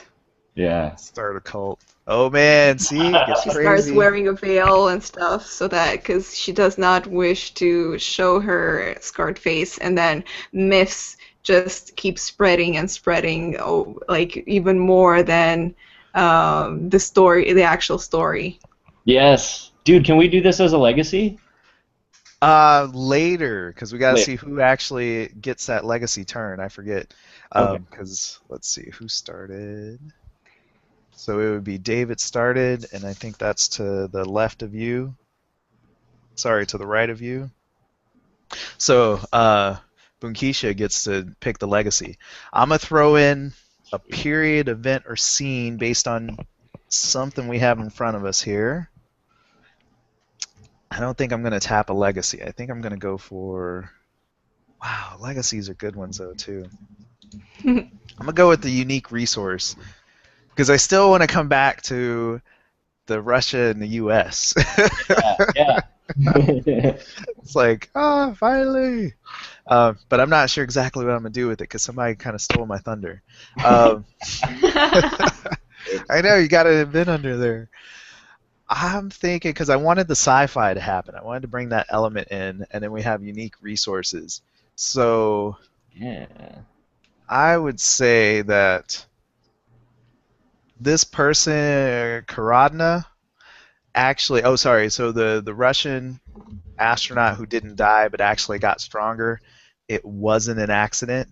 Like there was something that happened, and so I'm thinking like maybe some nanites is kind of coming to mind. So the unique resource would be like nanites. Nice. Um, man, I did, I have an idea of what nanites are, but can you explain I'm guessing they're Yeah. like electronical things in the skin. Molecular size robots. And so, Okay. yeah, what makes them unique is being molecular. So they're the size of an atom, but yet they Mhm. actually can do a function. And I Mhm. guess that's, now that I think about it, if they have nanites, why aren't they in space already? Well, you never know which technologies proceed at which pace. I think. Yeah. There you go. Yeah, they just haven't figured out how to make super cool big things that can travel, just really small things. Right, right. So I'm kind of going with this event that it's almost right at the same time as the Russian, but I'll say before. There's this unique resource that was created, nanites. Yeah, nice. Nanites are created. Sweet. And I was trying to link it to that guy because the guy would use the nanites to change his DNA so he could survive. But nanites are created by Professor uh, Hensler that can change your DNA, that can human DNA. And if we don't want this to be too super high tech, it could even be that they've gotten better at creating nanites than at programming them. So maybe they don't always work perfectly or something. Oh, there you go. Yeah, and this is still imperfect technology, so I'll put that in. Sweet. 0.001% work, but they work really well. For that Yeah. 1% or 0.01%. Yeah, there we go. I'll make it 1%. That sounds like a better number. 1% work, but they work really well. Sweet. And that's the event. So he actually, in his lab, gets that 1% repetitious rate. So he can repeat getting 1% of these nanites to work, which means there's like 99% of these junk nanites out there in the world. But that's the event. He's woohoo. He's his moment, discovery. Awesome. Moment of discovery. There we go. All right. Oh, and it's a light scene. Oh That yeah. sounds like good news. Good news for somebody. Yeah, we've advanced human technology. Now, who's gonna buy it from you? Sweet. For that 1%. Yeah. 1% success rate just means the price goes up. So now we're gonna have Bunkishi. Oh wait, we're doing the thing where the lens actually gets to end by making history. Ah, yes. So those same rules apply about the 1 or 2 if they're nested. Oh, okay. So let's see. Theme here was unique resource. We had the Queen and her uprising, and the murder of the heir. We had nanites, and what did we have before that? The Polluted lake? polluted lake. Yeah. Oh wow. Oh no, it's a site of pure lake bought by. Is that the one? Or right below it, you were right. No, it's the polluted lake. Yeah. Yeah. Huh.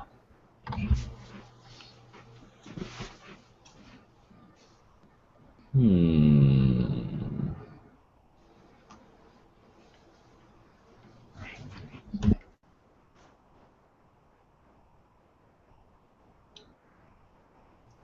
All right. I think I want to put an event in the future column.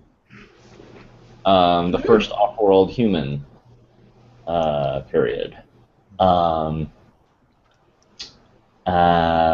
I'm gonna say, I feel like most of the stuff I've contributed thus far, I've been like pretty verbose and it's been pretty fleshed out. So here's something that is just a very bare bones idea. A virus is introduced into the nanites. Mm. So I like that. something from outside has corrupted their programming. Uh, Very nice. And you could do a dictated scene under that? Nope. I will opt not to. I'm just gonna stop right there. And the legacy. Sorry. To the right. All right. So Bunkashia. Pankisha. It's okay. Bukatia. Oh, yeah. I just make up names. Oh gosh. Okay, what do I have to do? Oh, legacy. Thing? It is legacy time. Mm. And it's, do you want to keep the ones that are there? I think we had a vote for the queen, so I could put it in. I don't mind. So the scarred queen will So, be Yeah. instead. so does that replace whichever one she wants, or does it have to replace a specific? You have to That's deal with your interesting because we own still do have legacy. Queen Gwenny, Yeah. but It's scarred Queen Gwenny. Well, you can just create an event or dictated scene related to her because it's still her. yeah. Maybe we could modify. Well, it's still her. Yeah, that's a tough one. Mm,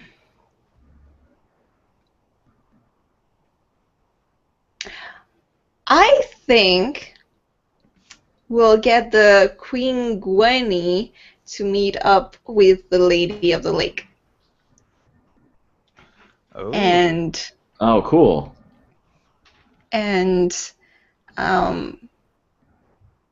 It would possibly preserve her for, until in the future someone is able and to, like, someone discovers her. She does, she does not, she thinks that she has done all that she could. She has lost her baby, so she has become depressed from all of this. She has the scars on her face and people talking, rumors spreading, and everything like that. That she cannot.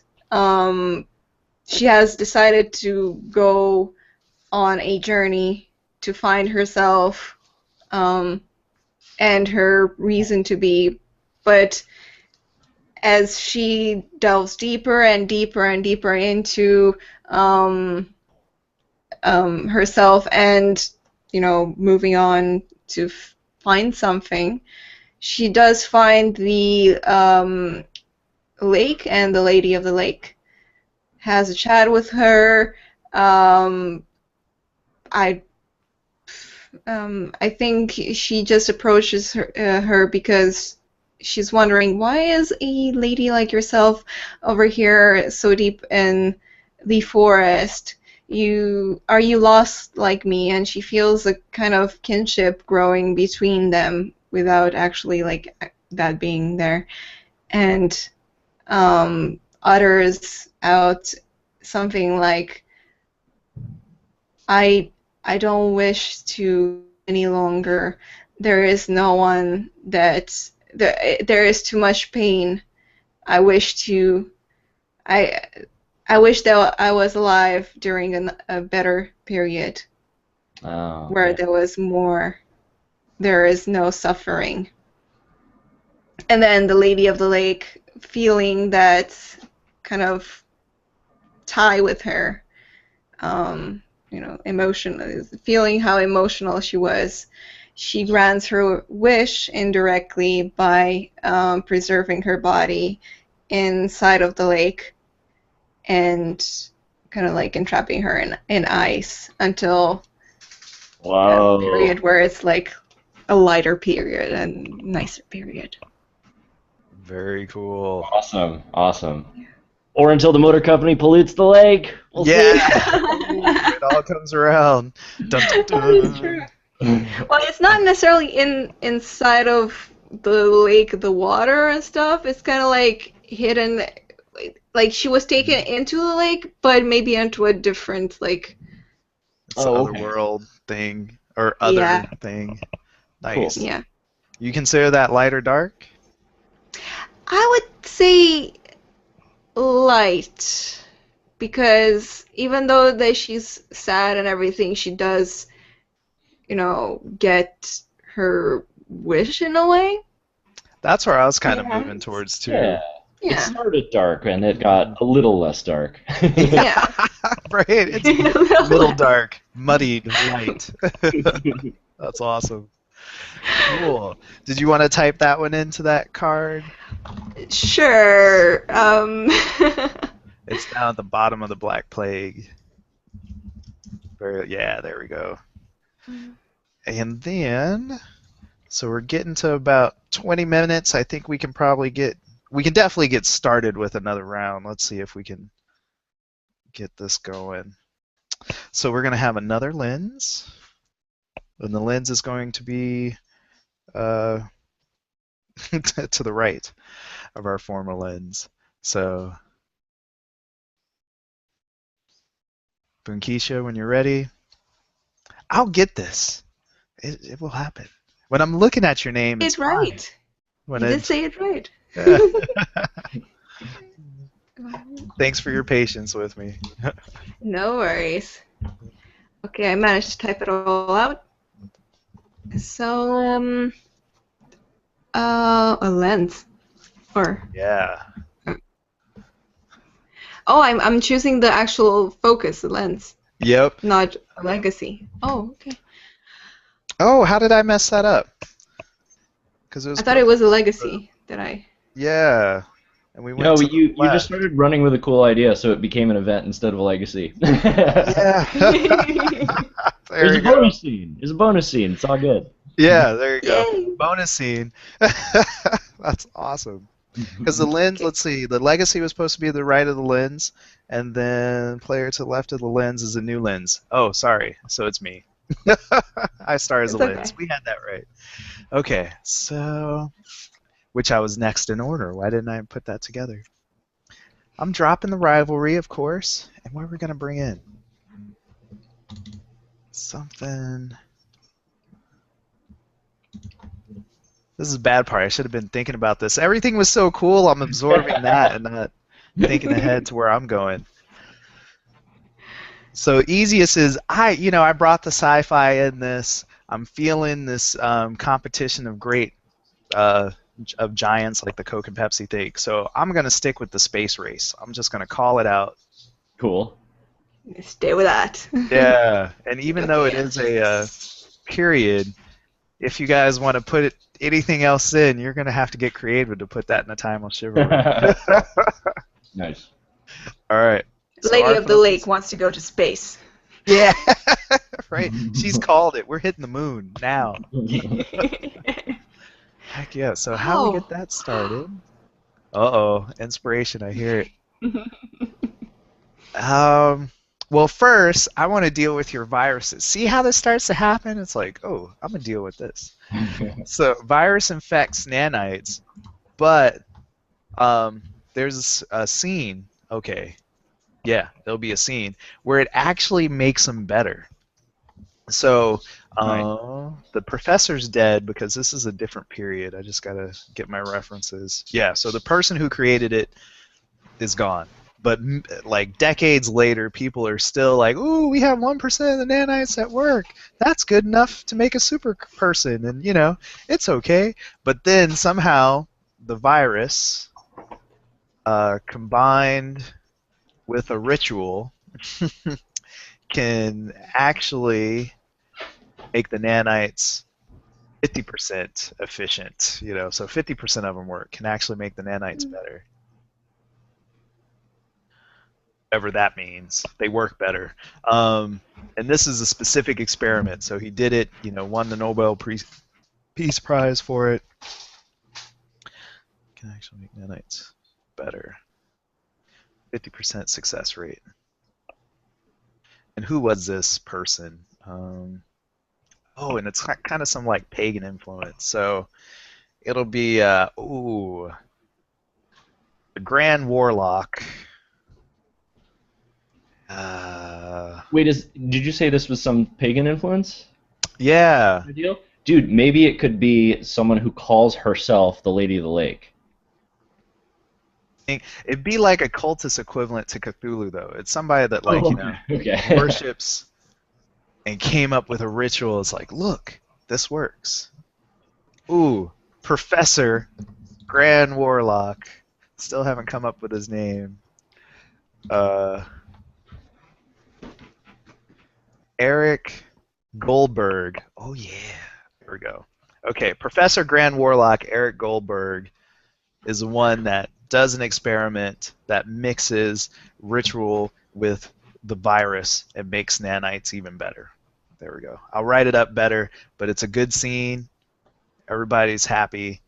And maybe he does it as a big thing, like, yeah, he's doing a demonstration. There we go. Oh, nice. Like, look, yeah. And at this demonstration, it proves it. Maybe it's his thesis defense. Ooh, there we go. That's what it is. Doing a thesis defense. I'm going to show you how to make these even better. Nice. All right. So that's how I get it started. Since I did a dictated scene, you can only do 2 if they're nested. So that's it for me. And then we'll pass it on to David. All right, cool.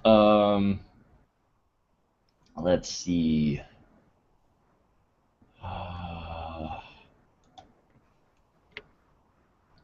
I think I kind of want to see where the Russians were going with this this need for improved astronauts, and finding the one guy, the first guy who it works on. So I'd like to do a scene, and I'd like to answer the question.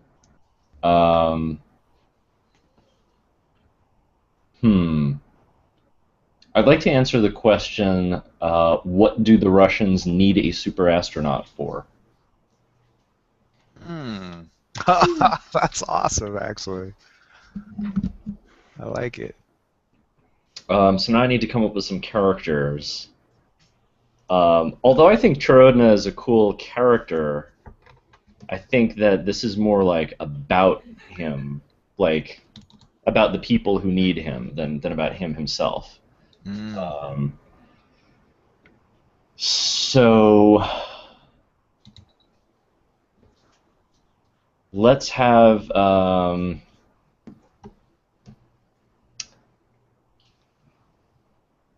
let's have the Russian advanced science director, and I'll come up with a name for that person. And the the advanced science director, and then perhaps the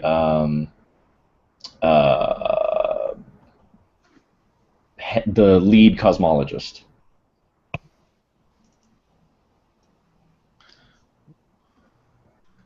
Excellent.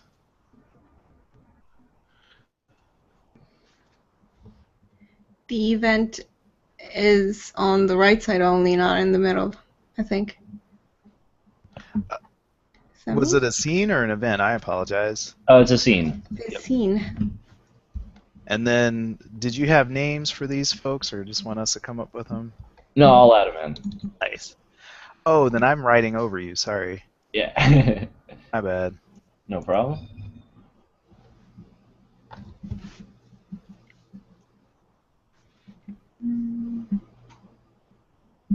Oh, where'd it go? Uh-oh. I erased it. You I erased thought you had another one going. Oh, no. Here, I'll write it. It's all good. Sorry. It's all good. There we go. My bad. Because she said to the right, and so I was thinking, oh, maybe he's got one over that I don't see.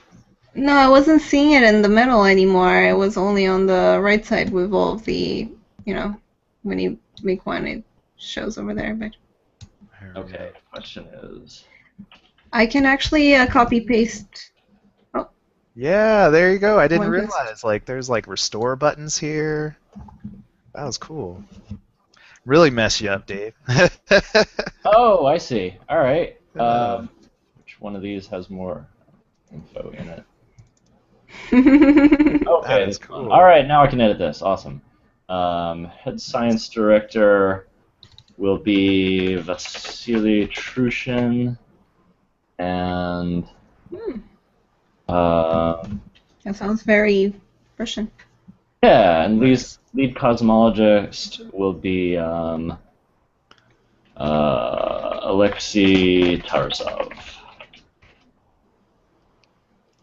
What do lead cosmologists actually do? Oh, it's yeah, like they look at the stars. Yeah, so he'd be like the kind of the space program guy, the guy who knows about the planets, the guy who knows about orbits, guy who knows about radiation and dealing with the sun and the dangers and mysteries of outer space. And then the science director would be the guy who's been working on building super soldiers or super astronauts. I see. Nice. I know, I was kind of lumping it all as rocket science. I'm like, he's rocket science.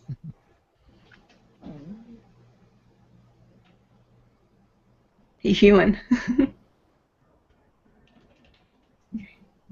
Yeah, that makes more sense. Human engineering is giving me more of an idea what it is.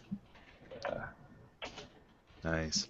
Because otherwise I would have thought rocket science. Right. Yeah, that was first one was too vague. There we go. Yeah. Oh man. All right, so now you guys pick who's playing who, right? Yep. All right. So I guess I pick first. What was Yep. it? I will pick the third option. Because I'm not proficient in any science, human engineering, or outer space expertise. I'm I'm just going to be a very buff super astronaut filled with nanosteroids. A Russian guy called... You can be Korona if you want to. Yeah, Korovna Stolyevsky. Awesome. Nice. I'm for some reason feeling the human engineering. But it would have been cooler if you said, I'm not versed in all these except human engineering. You know? Like, uh-oh. Awesome. Yes, I'm happy to be the cosmologist. That is the only one of these things that I know anything about in real life, so. Ah! That's awesome. We were curious. And now I should set the scene, right? So basically, our departments, Trey, you and me, we've been working completely separately for years. Different parts of the government have given us our assignments, and we've never met before. You know, we might have sent letters or something like that. This is Cold War, right? This is before email. Yeah, let's just say it's before There you email. go. So we may have talked on the phone and sent letters and whatnot. But this is like the big summit where there's eventually going to be the president. Is that what do they call premier? I think premier is where the premier of the USSR is going to meet with everybody and do all the politicking. But this is before that. This is like the science conference for all the technical people to get to know each other and hash out some details before all the stuff that's fit for journalists and whatnot. So you and I have been abruptly ushered into a room. You have Chorodna with you. It's up to you whether or not Chorodna's on the scene yet, but he's around if you want him. And so basically, we've been thrown in a room with no specific agenda, just told to like, hey, you two guys, you're the heads of your departments, get on the same page before the whole public conference thing. So we're just kind of awkwardly staring at each other for a few minutes before I'll try to break the ice and be like, so I heard you had. I'm not going to try to do a Russian accent because we're speaking in Russian, Anyway. Oh, there you go. Right? We're not speaking English with a Russian accent. We're speaking. But so I'll go to you say, I heard you had a recent breakthrough. Congratulations. What is the status on that front? Is everything stable, or is this still in flux? Well, not completely stable every time, but it's good enough for the press. We'll need some more time. We just have to appear that we're beating any competition, so at least if we can do enough with this experiment today to make it look good, then we'll get more money and more space. You know how it is, these bureaucrats breathing down your neck all the time. But if we just tell them, look what we have, they only read the title. They don't know all the equations that go into it. But it's exciting research. It's been fun going back and forth with you. Now, I saw the title of what you're calling this product of your research and your experiments, and it was very long. It was something like biotechno augmented something or other. Who is this astronaut? My muscles are big. Yeah. Right. Yes, he's an ex-hockey player from the Soviet Republic. I am become super astronaut. Yeah, he suffered some injuries, and his body reacts very well to the medicines. But I figured he'd be a great candidate. Plus, he lived longer than one shot. So now, you have to understand the. I assume you've been briefed on this, but the environment of outer space doesn't necessarily require huge muscles to deal with. It requires intelligence to know how to pilot your craft in zero gravity, to correctly interpret the instruments that are warning you of dangerous radiation levels. We need smart astronauts. We don't need hockey players in space. Puny little man does not think I can't think. yeah, you have a radio. Remember the radio? We got this. So as long as he knows we have it color coded on the inside, as long as he knows what buttons to push, we're good. So we'll just call him on the radio. Director, let me rephrase. What exactly were the parameters of your assignment? So my assignment was mostly about building the proper craft and building the proper environment for our cosmonauts. I didn't know anything about building the cosmonauts themselves. What was your objective here? Well, we want to do less, or we want to do more with less is the real goal here. So if he can last longer, survive re-entry, and it just seemed like a perfect fit. So you develop the metal, and I develop the person, and then we would just put them together. And maybe we'll have to work on the brains a little bit more. But look at the body. He wasn't this big when he came in. I have muscles. Yeah, they're twice as big. Look at my numbers. They grew. Well, if you're going to be in space for a long time, operating without gravity, there does tend to be muscle loss, and so it's good that you're starting with a lot of muscle to work with. But the more important thing is bone density and bone loss. Does your techniques? I didn't understand a lot of the terms in your research paper. I don't know what a nanite is, if that's even a real thing. But have you worked on this man's skeleton at all? Oh, it's incredible. He's as strong as your steel. Everything is just so much better. The learning curve is a little slow, but that's all right.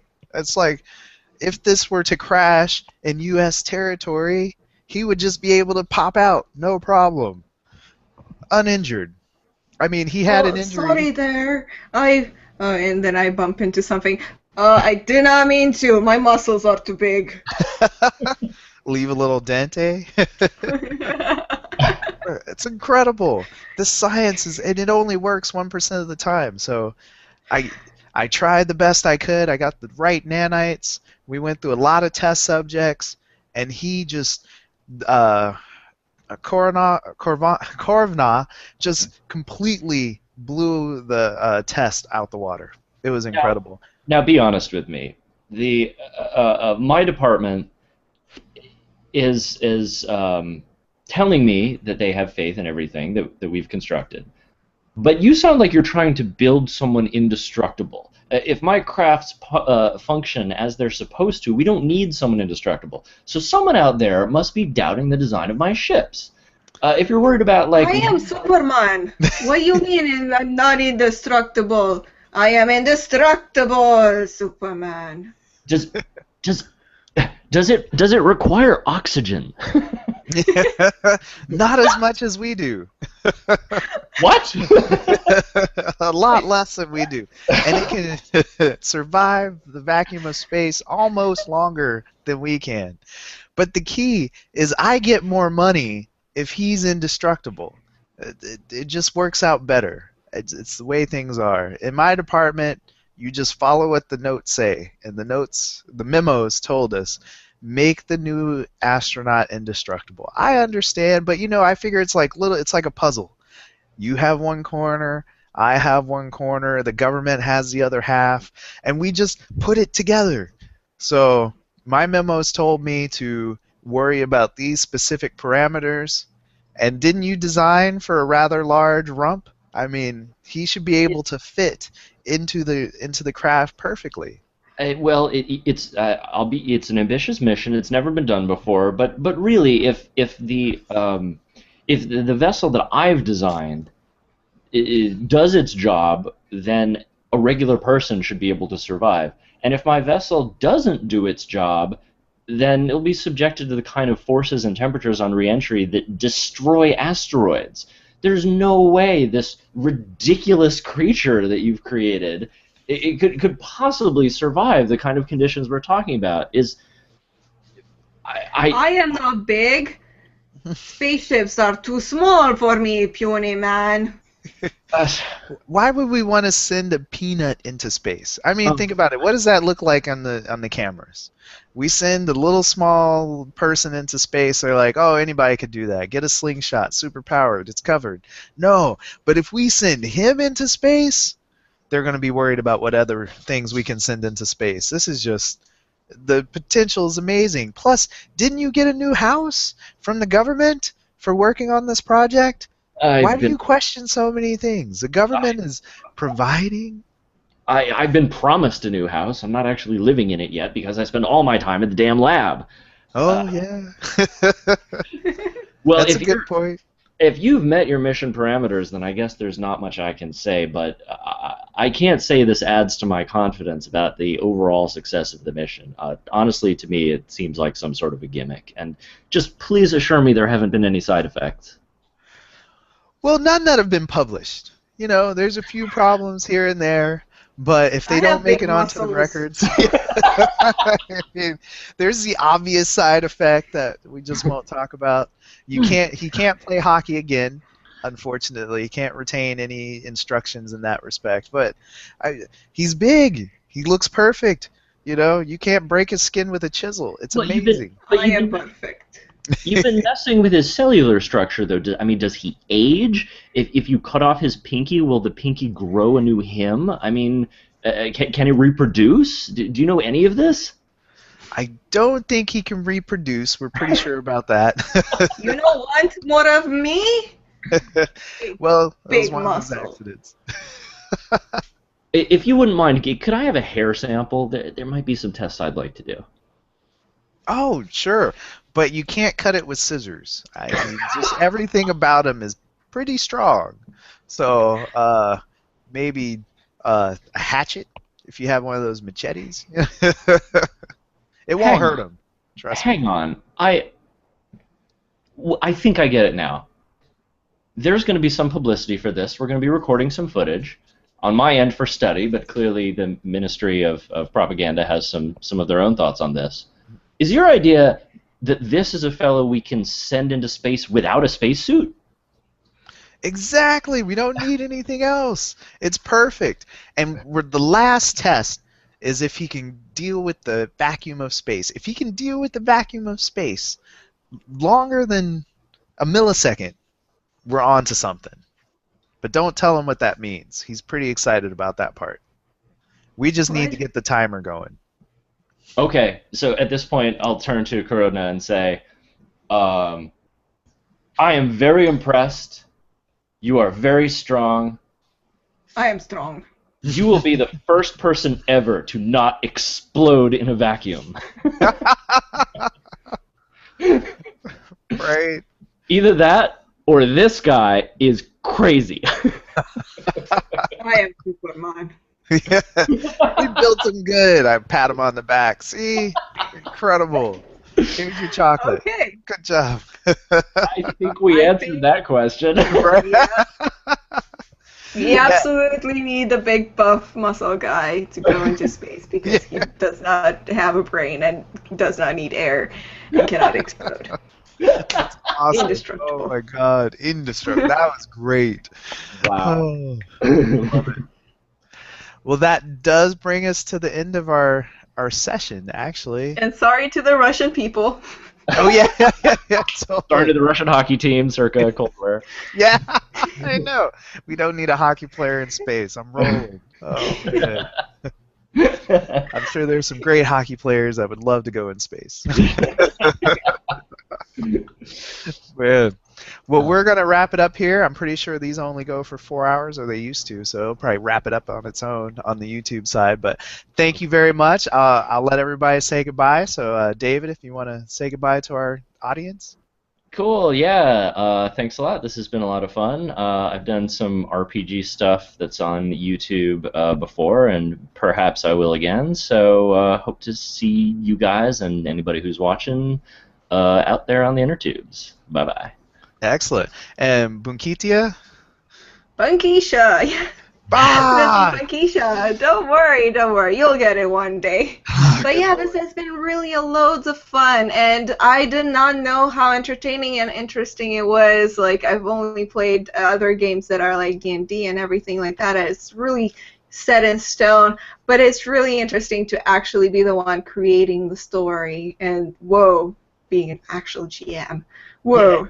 Yeah. If you guys or anyone else out there that's watching wants to check out my channel or anything else that I've done, it's Bunkisha on YouTube. I've wrote it down on the image, and I would love to be in more board games and sessions like this one, or D&D, or the Star Trek. Which ones are those? Star Wars is coming up. Star Wars. There we go. I keep getting those like mixed up. I don't know why in my mind. Yeah. But yeah, I would love to be in more. Awesome. Well, yeah, we're doing this because of LUG Con, so it's just a weekend or a week-long convention this last time, but usually a weekend convention where people can meet up online. We definitely recommend people check out different Google Plus communities because there's great places for pickup games. But thank you, everybody, world at large, and we'll do it again. See ya. Cool.